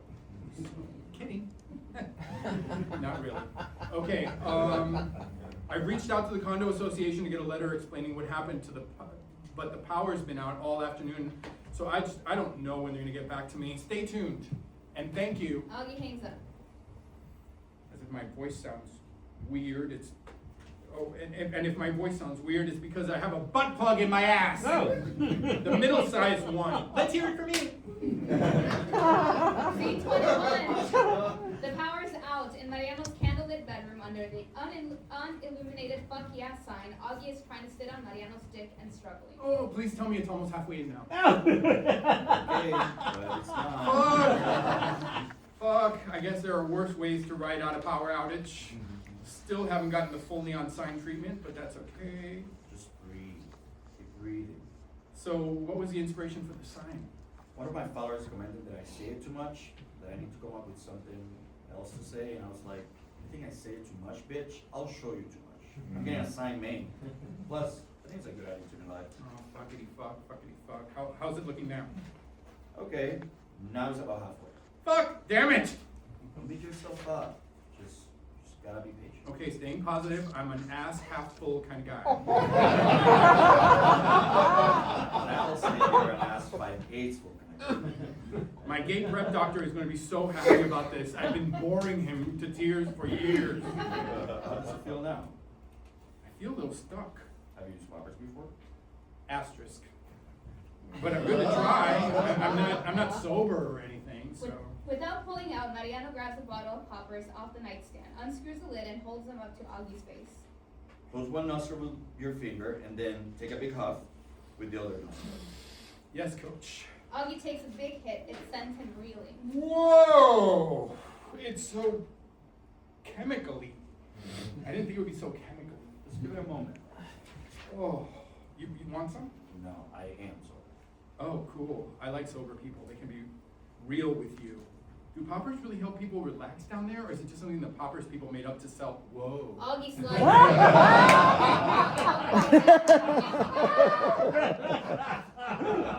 Whoa. Is it? Yes. Fuck. We did it. We fucking did it. How do you feel now? I feel really full and it hurts. like a 6 on a scale of 1 to 10, and my dick's not hard, but I'm into it and I don't want to stop. All right. We'll just stay like this for a little bit. Let you get used to it. Want another hit of poppers? I mean, maybe, right? I should do the other nostril to balance it out. Augie takes a hit of the other Oh, nostril. fuck, that's so weird. Okay. Try to move a bit, like right. Just like movements up and down. Augie starts to ride Mariano. How does it feel right now? I don't feel pleasure, like in my hole, but like, I like that this is happening. What parts do you like? I like looking at you. What else? I like arching my back like this. Look at me. I'm looking at you now. You remember. Your dick's getting hard. So it is, and it doesn't hurt anymore. Try to move a little. Like this? Augie rides Mariano a bit more. Yes. Now see if you can come up a little bit, then go back down. Ow, no, wait, it's Poppers? okay, it's okay. I think my VCR is clean enough, thank you. Fuck! Just kind of close for a bit. No Ooh. huge movements. Just Ooh. subtle, smooth. Power soft. Oh. Nothing to watch. There's nowhere to go. Augie makes his movements I'm in a bigger. bit of a groove now. How's this feeling for you? Good. It's feeling good. Really? Really. Could you come? You want me to? Yes, absolutely. When I'm fantasizing or watching porn, that's what I want to see. I used to actually feel guilty about that. Why? Because until prep, that's the worst thing you could do. It's not now. It's our nature. It's what we were built for. Like God or Satan, whoever you're into. I want it. I want your cum inside me. Do you think you can? Yes. But you have to do what I said. Okay. Try to tighten the muscles of your ass. Contract and release. Oh, Contract wow. and release. That was, Contract and release. that's it. Yes, well done. I can pick up choreography. Keep doing what you're doing, going up and down. I'm going to start pounding into you. Oh, fuck. Okay. Don't stop breathing. Okay. Oh, whoa! Is that hurting or does it feel Oh, good? yes and yes. Whoa! Don't stop. If you keep that up, you're gonna get my load. Is that Oh. what you want? Yes, that's what I want. Keep going. Oh. Fuck yeah, right it. Oh. Up, open your eyes. Look at the shadow on the wall. Look how far you're going up and down. Oh, wow, that's a lot. Don't you fucking slow down. You gotta finish what you started. Fuck yes, I want it. Do you? Oh. I'm not sure you do. Oh, I yes. think you need to beg for it. Yes, do it. Fucking do it. Fucking breed me. Oh fuck! Oh. Oh fuck! Take it! Oh. Fuck! Mariano's orgasm abates, but Augie keeps going. Mariano grimaces and Okay, laughs. okay. Cool it down, stud. I'm really sensitive. Augie stops grinding. The power comes back on. The fuck yeah sign illuminates. Oh my god. Oh my god. The power's back on. We fucked the power back on. Augie Oh. climbs off Mariano, lays down beside him, and exhales. You okay? Oh yeah.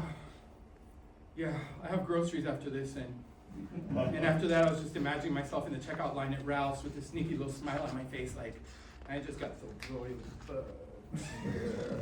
Even with the sex I had before, which was never even like great or frequent, I like thinking about it later. It gives you a little swagger in your step, you know. It's kind of like, Nice. oh, you must have that feeling every day.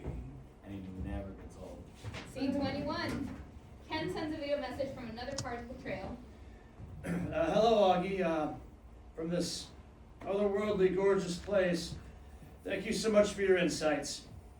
I don't really have people in my life that I can talk to about deeper life things, soul things. I know that's my own fault. Well, listen, I have a proposition for you. I finished this hike in 6 days, but I'm not coming home right away. I booked a villa at the Sacred Valley for a few days after. I thought I could start on this business book I have, but I don't really want to do that either. Anyway, do you want to come to Peru? Scene 23. A luxury suite in Bedouin Sacred Village. It's afternoon, and Augie and Ken are having sex with Augie fucking Ken from behind. Oh, fuck! I'm gonna come! Me too! I'm right there! Fuck! They collapse together in a long, shuddering moans as they untangle. Damn, where'd you learn to fuck like that? I have a coach who works with me privately.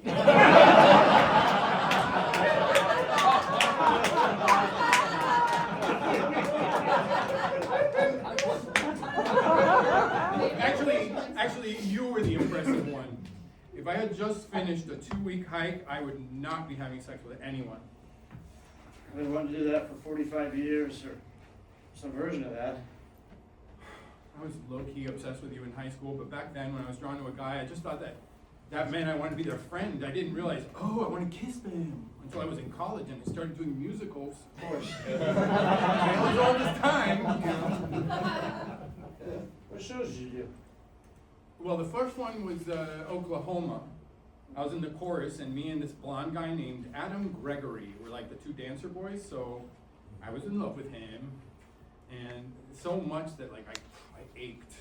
Nothing ever happened with him, but that's when I was like, oh, well, I'm pretty much gay here. Yeah. The farmer and the cowman should be friends. What other shows did you do? Well, I had my eyeballs on the econ and business law stuff. Cabaret, Ooh. Anything Goes, Yeah. Pippin, and then I performed on cruise Oh, ships. stop it. This is hurting me too much. Well, you didn't perform at all after high school? I'm stunned by that. You were so good. That was your whole thing. Yeah. Well, my parents said the only way they would help me pay for college is if I studied something practical. So that's why I got my MBA, and I had an offer at a great company before I graduated. And the same day I got my master's certificate in the mail, my girlfriend told me she was pregnant. Ooh. So we got married, and that's been my life. Did you ever, Work and family for the last 40 years. did you ever think about running off and joining the Casa Brigadoon? No, not really. You could do it. No. Oh yeah, you could step back from your work and sell your company. You're worth like $40 million. I Googled you. Ken points a thumb up like higher. 70 million? Ken indicates lower. What is this? The price is right now 50 million? Higher, 60. Well, all right, 51, 52, 53, 54, 55. Ding, ding, ding, ding, ding. All right. Yeah, the point is, there's lots of theaters here in Southern California, and you could just step back from work and do shows. And I'd be at every one cheering you on and asking for comps or a discount code. You know? That's too late for that. Only if you believe it is. I just imagine your kids and their kids coming to see you, be like, Sweeney Todd. Yeah. How awesome would that be? How many kids do you have? 6. Yeah, I mean, they're wonderful. They all have their own families. Don't ask me how many grandkids, because I'm not sure. My wife would kill me if she heard me say that, so don't tell. Okay, that's why she would kill you? With all that offspring from your seed, there's lots of people around for you to care for and to care for you when you're an old man. You know, I can't say that. But you've done so much cool stuff. I remember about 10 years ago reading about you. Some paper online somewhere, yeah. The article listed all the stuff you'd done, and I'm not gonna lie, I felt a kick in the gut. I was like, fucker. He's doing it! If it was in the newspaper, it was probably about the lawsuit I was involved in, which didn't go my way. What happened? Have you heard of the musical The Loved Ones? Oh yeah, my wife and I saw it twice when it came to Silverstone, and we loved it. I helped develop it. I choreographed 3 different productions of it for over a decade, but when I went to Broadway, the producers dumped me.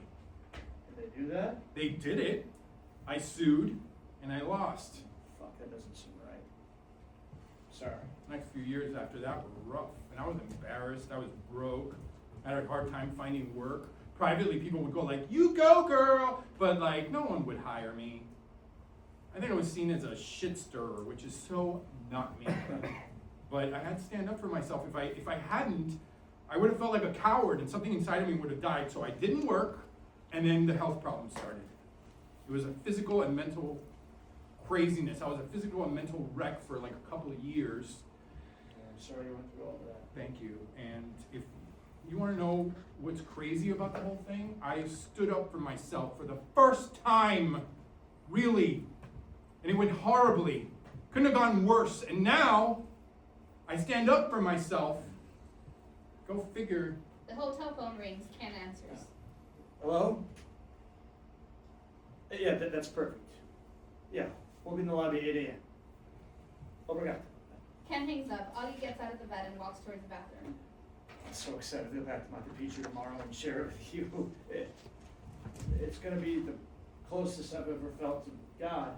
You obviously didn't see Nicole Schwarzenegger in Sunset Boulevard. Yes, I did, over the row, front and center, she's magnificent. Fuck you. Yeah, you just Anyway, I'm gonna jump in the shower. Ken exits into the bathroom singing, and he's good.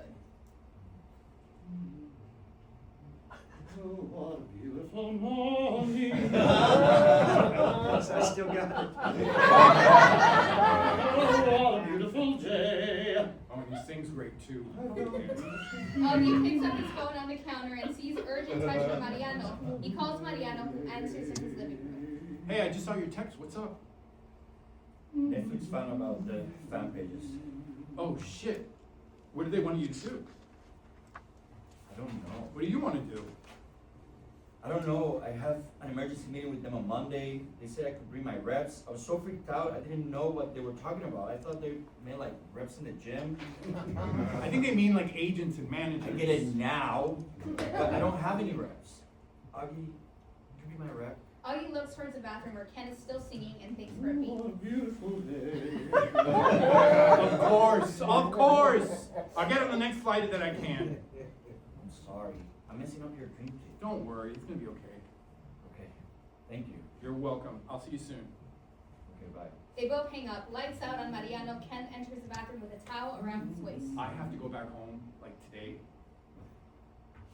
Why? What happened?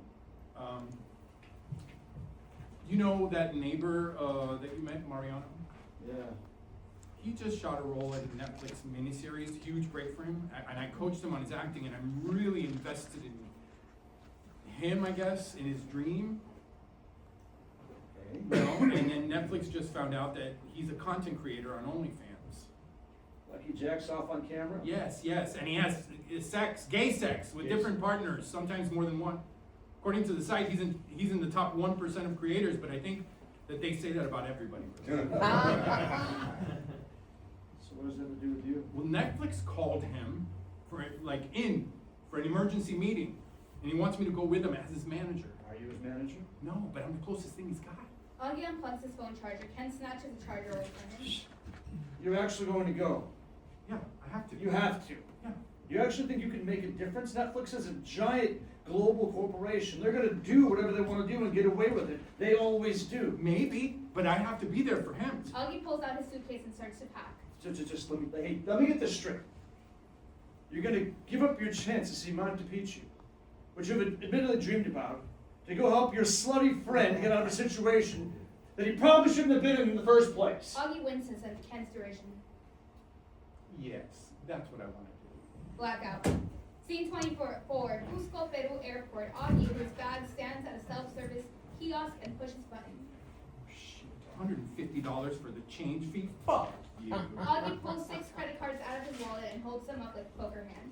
Does he even have one that will go through? He picks one, inserts it, and it goes through. Oh, God is really in Peru. Augie takes a boarding pass from the kiosk, steps away, and calls Mariano, who is jogging right in Canyon. Mariano stops and answers. What's up? Hey, listen, I'm landing at LAX Monday at 6:35 a.m. Can you pick me up? Of course. And I don't have an outfit. Can you go into my place and pick out something that that a manager might wear? There's a key under the painted pine cone in the planter. Augie's other line rings. Hold on. The other line's ringing. Okay, yes, I have to take this. Okay, it's about the loan. But hey, stay on the line. Stay on the line. You may need to talk me off the ledge. Okay? Wait, I thought you were talking me off the ledge. Augie switches over. Suzanne appears on stage at a desk. Augie, it's Suzanne from Champion Lending.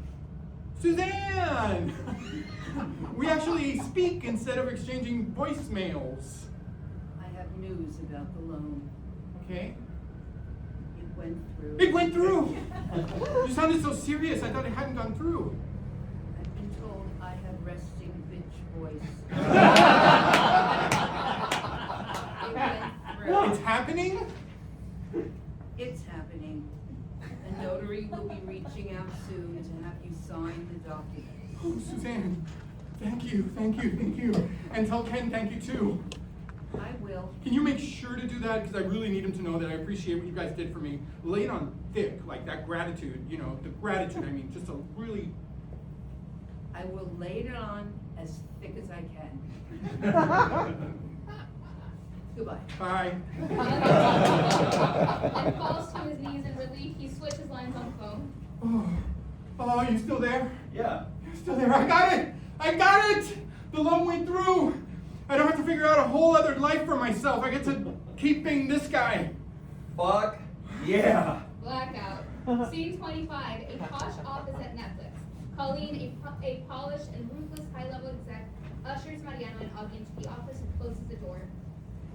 Moriano, I'm Colleen Norwood, one of the senior attorneys here at Netflix. Colleen shakes Mariano's hand and turns to Augie. And you're his manager. Yes, August, July.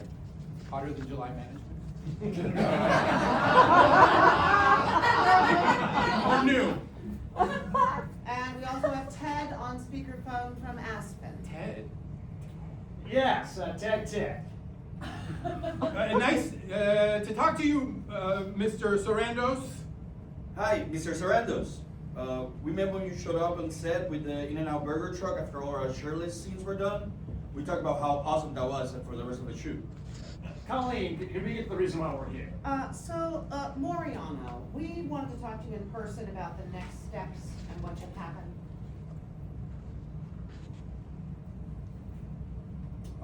Well, what would you like to see happen? We need you to take the sights down. The request hangs in the air for a beat. Well, that's one way to... And it's the way it has to be. Another beat. No? Excuse me? Mariano looks at Augie. I'm not going to take my fan size down, and here's why. One, it took me a long time and a lot of effort to build this business. And yes, it's a business. It's how I make my living, and though I got a really nice check for doing the miniseries, it's not enough to live for more than a few months. What happens after that? This will surely lead to other acting jobs. There's no guarantee of that. And there's not going to be much in the way of residuals because this is streaming. You know, I'm kind of surprised the alarm didn't go off when I just said residuals. Yeah. Sorry, that's a joke. I do shtick when I'm nervous. Look, guys, we put a lot into this series, so we don't want to have anything out there that's going to negatively affect the roll-up. Oh, so you're afraid that my client's content creation, which is both life-affirming and legal, is going to cast a shadow over your grisly, rapey murder show? Look. Moriano, judging by the footage I've seen, you could really blow up from this. And we could do a big awards push if we wanted to. Wait a minute, are you saying that you won't do a push if he doesn't take down his stuff? You guys love awards. If you think he's got a shot, you're not going to leave one on the table just because... Augie, let me talk. Mariano stands up. Look, here's the main reason. If I took down the fan pages, I would be saying to the world that I believe I've done something, but that I am something. I'm not something bad. Mariano directs his message to Ted. I'm not ashamed, and I refuse to act like I am. Not for you, not for my father, not for anyone. I will not fucking do it. Colleen picks up a copy of Mariano's contract. Okay, but there's a clause in your contract. Look, on the way to the elevator to this office, Mariano and I walked past a poster of Kim Kardashian, the Kim Kardashian show, and a movie starring Pamela Anderson, both of whom I love, by the way. Anyway, do you see the connection I'm making? Yes, but we weren't in business with them when those scandals were breaking. Okay, let's try another tack then. I read all the scripts of this miniseries and researched the real story because that's the kind of manager I am. One could argue that none of the tragic things that happen, not the cycle of abuse or the horrific killing, happen in a world where people aren't conditioned from birth to be ashamed of what turns them on. So how would it look if it got out that Netflix, this supposedly cutting-edge media company, made a gifted, hard-working performer with over 500,000 social media followers take down his fan sites because they feared perfectly legal and frankly very hot gay sex? Is that what you want? To be the Anita Bryant of the 21st century? I don't get the reference. Ted, save me here. Anita Bryant, didn't she sing Caught Up in the Rapture of Love or something? That's Anita Baker! Let me do all the link.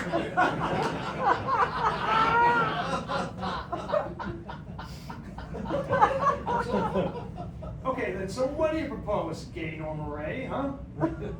Nobody says anything. Yes, it will likely come out, but maybe not right away. And when it does, you can say you didn't know, which you didn't.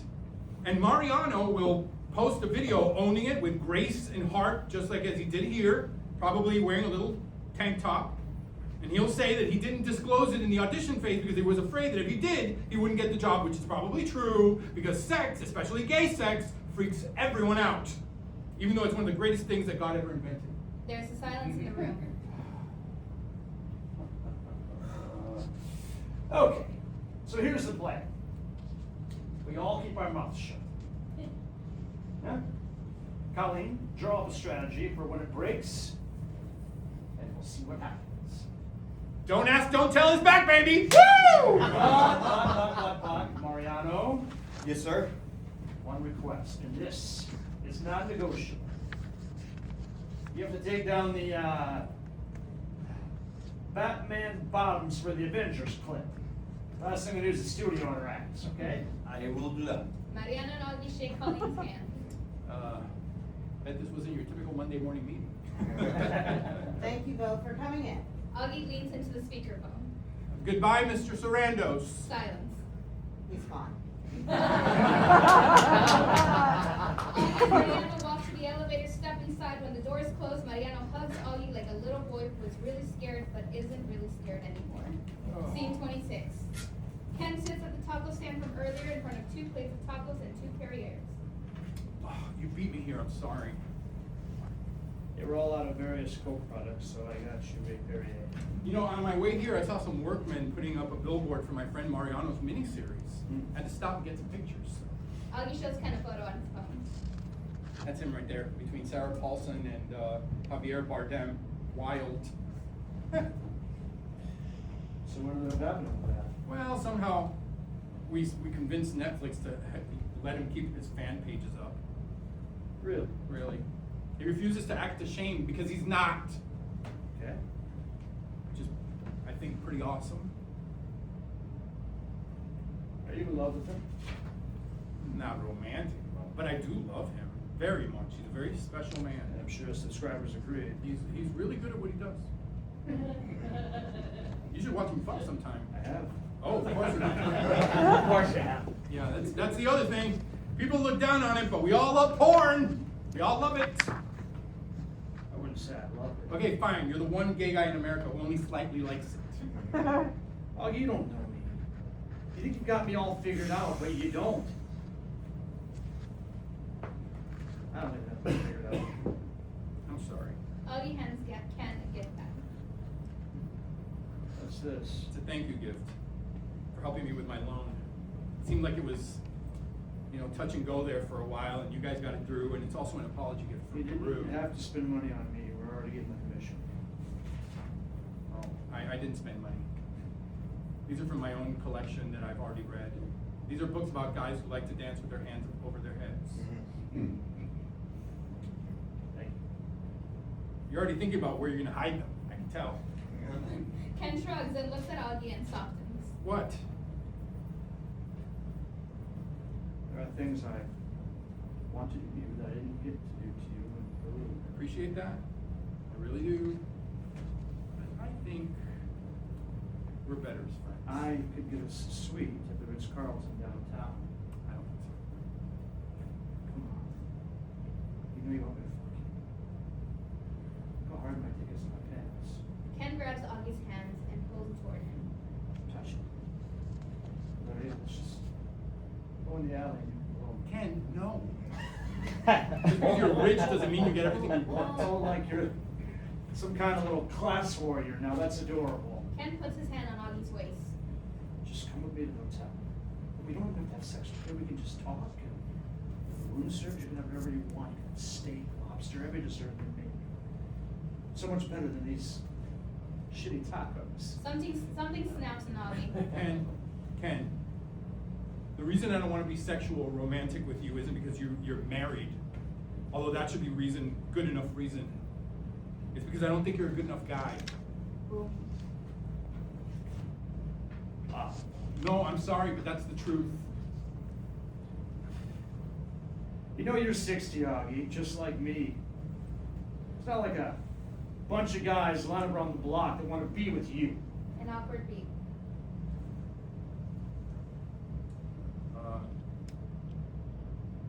You know, I'm gonna pick up Mariano and take him to see his billboard. Bye. He's never gonna fuck you. Augie stops in his track, turns slowly. Ken, I'm really glad we reconnected, and not because of the loan, which really saved my ass, but this experience made me feel better about my choices, proud even. So if you ever want to go out dancing and bask in a few hours of what the kids are calling queer joy, I hope you hit me up. Augie kisses Ken goodbye on the forehead, then exits. Ken drops both plates in the trash, then looks at the bag of books on the ground. He could just leave them there, but he doesn't. He picks up the bag of books and exits. Scene 27. Mariano's bathroom. Mariano in briefs stands in the door facing Augie, who's off stage as before. Mariano looks at his phone. Oh my God, Sarah Paulson just texted me. Our faces are huge in the building in Times Square. Field trip! We hear the toilet flush. You good? Augie enters from the bathroom. He and Mariano walk on to different sides of the bed. All clear. And I took my Cialis an hour ago, and the Advil to counteract the headache from the Cialis. And the neon sight is on. Good to go, coach. Mariano picks up Augie's sex to-do list. That list is so loopy. I should have laminated it. We check everything off with one thing. Marathon flip-flop. And added marathon party. Sounds good, coach. Who comes first? I mean, I'm not sure if I can bottom after I've come. I've never done that before. You know, I know some people have trouble with that. Can you? I'm pretty sure I can manage that. Ready? Augie and Mariano, Ready. smiling, meet on their knees on the bed, and in the "we are on the same page" way Augie described earlier. They kiss. Mariano starts to slide his hand down the back of Augie's briefs. Wait. We forgot one thing. Alexa, play Fuck List Copyrighted. A vibrant electronic song starts playing. The lights change to a setting we've not seen them before. This is no longer reality. This is something else. Something heightened, artful, emotional. Augie and Mariano break into contemporary dance that represents the sensations, both physical and emotional, of the acts they perform with each other, while not depicting them literally. Some movements are fluid, grinding, sensual. Others are aggressive, percussive, and driving. This dance is both serious and playful, with a swinging from the chandelier kind of abandon at times. At one point, the bed begins to rotate and smoke emerges from under it. Soon the dance breaks out of Mariano's bedroom and takes over the entire stage. No wall prop or set piece is safe. The dance builds to a point where it's clear that Mariano is coming inside of Augie. It's electric, but they're not done. Augie takes control in a way that indicates he's on top now. But then Augie starts to get in his head. It seemed like he was on a train, but he wasn't. Mariano moves his head close to Augie's ear. Whispers are drowned out by the music, but it's working. We hear a train whistle. Augie's back on the train. Their dance hits a fever pitch, venturing beyond the set and into the tech and audience spaces, swinging from the railings, rolling along the walls, etc.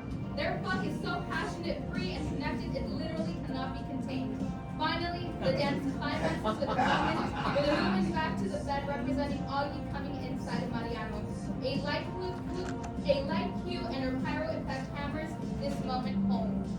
Augie Augie collapses on top of Mariano, spent, emotionally overwhelmed, and the music stops. Oh my God, wow. Oh my God. You did good, son. Your coach is proud of you. Augie starts to cry. You're crying again. Yes. It's part of my brand.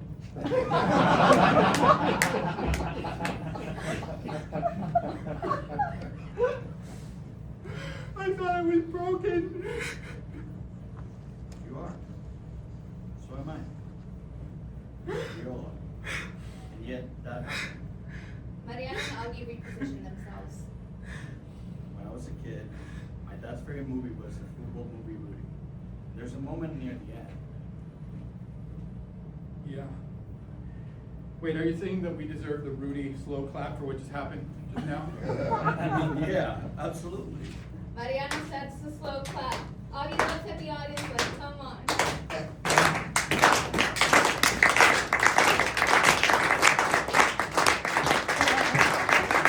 I don't know what these people are waiting for. It was pretty fucking epic. Augie and Mariano slow clap, then the real audience joins in, hopefully, and the clap builds and accelerates and the lights fade. Scene 28. Augie puts 2 Coke Zeros and a plate of cookies on the patio table. He turns and sees Danica, the appraiser from earlier, only she's wearing a detailed skull-centric monster mask. Sorry, Oh. sorry. I'm so sorry. It's Oh. me. It's Danica, Oh. notary. Oh, right, damn. Scared the shit out of me. Wait, is that a mask from, I almost said Skullfucker, but I know it's not that right. Danica removes the mask and hands it to Augie. No, it's a skull crusher. Oh. Yeah, I had to make 7 of these for the movie, and somehow one of them ended up in the trunk of my Corolla. Don't know how that happened. Hey, this is really good. I like the workmanship. Look at you. You're part of pop culture history. Oh, thanks. I guess I am. I was surprised when you called. Didn't occur to me that someone would be an appraiser and a notary. How many jobs do you have? Good point. Oh, I made some snickerdoodles for the big occasion, by the way. I was hoping you would. Thank you. Augie pops open his Coke Zero and basks in the fizzing sound. Danica takes a bite of cookie. These are really good. You could sell these. I may have to. Danica plops a huge stack of documents on the table and hands Augie a pen. I had the best sex last night. I'm sorry, that was completely inappropriate. I had to say that to somebody before I could go on with my day. Oh, okay.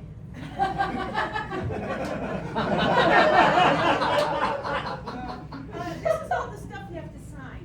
Are you ready? Augie shakes out his hand and does a neck roll. Let's do it.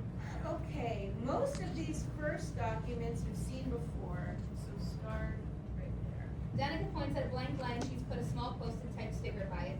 Augie signs. Danica removes the sticker, flips to the next page, and they'll do this over and over, with Danica saying here while the dialogue continues.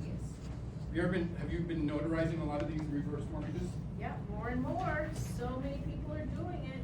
They need to, and not just older people, you know. People much younger than you. I'm so glad I have this option. But I still feel a bit like I'm letting somebody down. I don't know. Who are you letting down? Wells Fargo? Citibank? Trust me, they'll be fine. Exactly. Oh. Fuck those assholes. Yeah, fuck those assholes. Okay, this is the last one. This one just says you've seen and understood the amortization schedule. This one is important. Sometimes people, or often their heirs, don't get how these things work. You know, that the equity is being used to pay for the loan. So the parents die and the heirs are like, wait, what happened to all the equity? I don't have heirs, it's just me. Augie signs it with a dancer's flourish. Okay, and your thumbprint right here. Danica opens a small ink pad. Augie presses his thumb and then presses it on the document. Perfect. Wow, it's done. Danica puts the documents away, then hands Augie a witness. How do you feel? While Augie cleans his inky thumb, Mariano enters, but Augie doesn't see him. Good. I feel relieved, renewed. Like, okay, I can keep on going on. It's funny, I remember when I was in my 40s and some big career thing fell through, I had this sort of premonition about my life that it's just gonna be a life that's constantly aspiring and never arriving. And fuck, isn't that sad? Now at 60, I feel like my life is gonna be one of those constantly aspiring and never arriving. And isn't that wonderful? The beat. You arrived last night. Augie turns around to see Mariano. Oh, hey, Mariano, this is Danica, the most badass makeup artist slash appraiser slash notary in the business. Danica, this is my neighbor Mariano. They shake hands. I'm your neighbor? I think we're beyond that. Danica, this man is my family. Mariano puts an arm around Augie. Augie's face flushes. Mariano notices the mask. Wait, is that the Skull Crusher's mask? Yeah, Danica created that. It's from the original movie. Wow, that's so cool. Horror comedies are my favorite kind of movies. The Skull Crusher series is way better than Child's Play series as far as I'm concerned. Thank you. Can I? Oh, sure, go ahead. Mariano puts the mask on and strangles Augie. You wanted some head, asshole? Well, now you're getting it. Mariano's an actor. He got a miniseries coming out soon on Netflix. It's called Field of Death: The Soccer Star Murders. Oh, sounds like my kind of show. I'll watch for it. Okay, so we're done here. Thank you for everything. Oh, it was my pleasure. And if you ever do a project again where you need a makeup artist, hit me up. I'd love to work on something for you again. I definitely will. Danica exits. Mariano takes a cookie. Oh, hey, can you help me with a self-tape tonight? Of course. It's for a new streaming series they're describing as Magic Mike meets Beetlejuice. Oh, we're gonna so get this. We're gonna get this. I have to do like a sexy dance, Woo! so make sure you bring Bianca. Oh, Bianca. It's always with me like Jesus. Mariano exits into his apartment. Augie walks center stage, looks around the complex. Well, Pepperwood Village. It looks like you're stuck with me. As though he's outsmarting fate, Augie jumps right just as a pine cone falls and lands on his left. Then he jumps left as another falls to his right. He's outsmarted them again. But then a deluge of pine cones fall from the sky, but Augie doesn't cower or run. He basks in the downpour, laughing, dancing, dodging, batting some away. Finally, the downpour stops. Augie looks up into the heavens, bemused and defiant. Is that all you got? Blackout and play.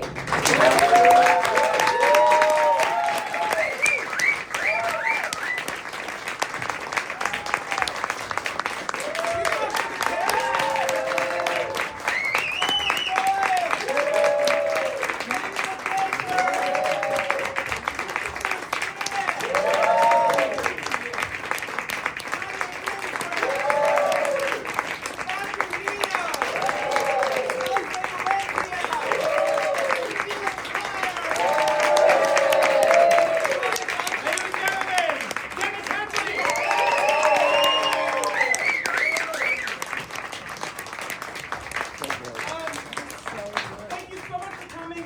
We need to get out as fast as we can, but we're gonna go to Fat Sal's over on the corner. You guys want to come and hang out, have some food, and feedback and talk or whatever. But thank you so much for coming. There's cookies on the way out, and but thank you again, and thank you.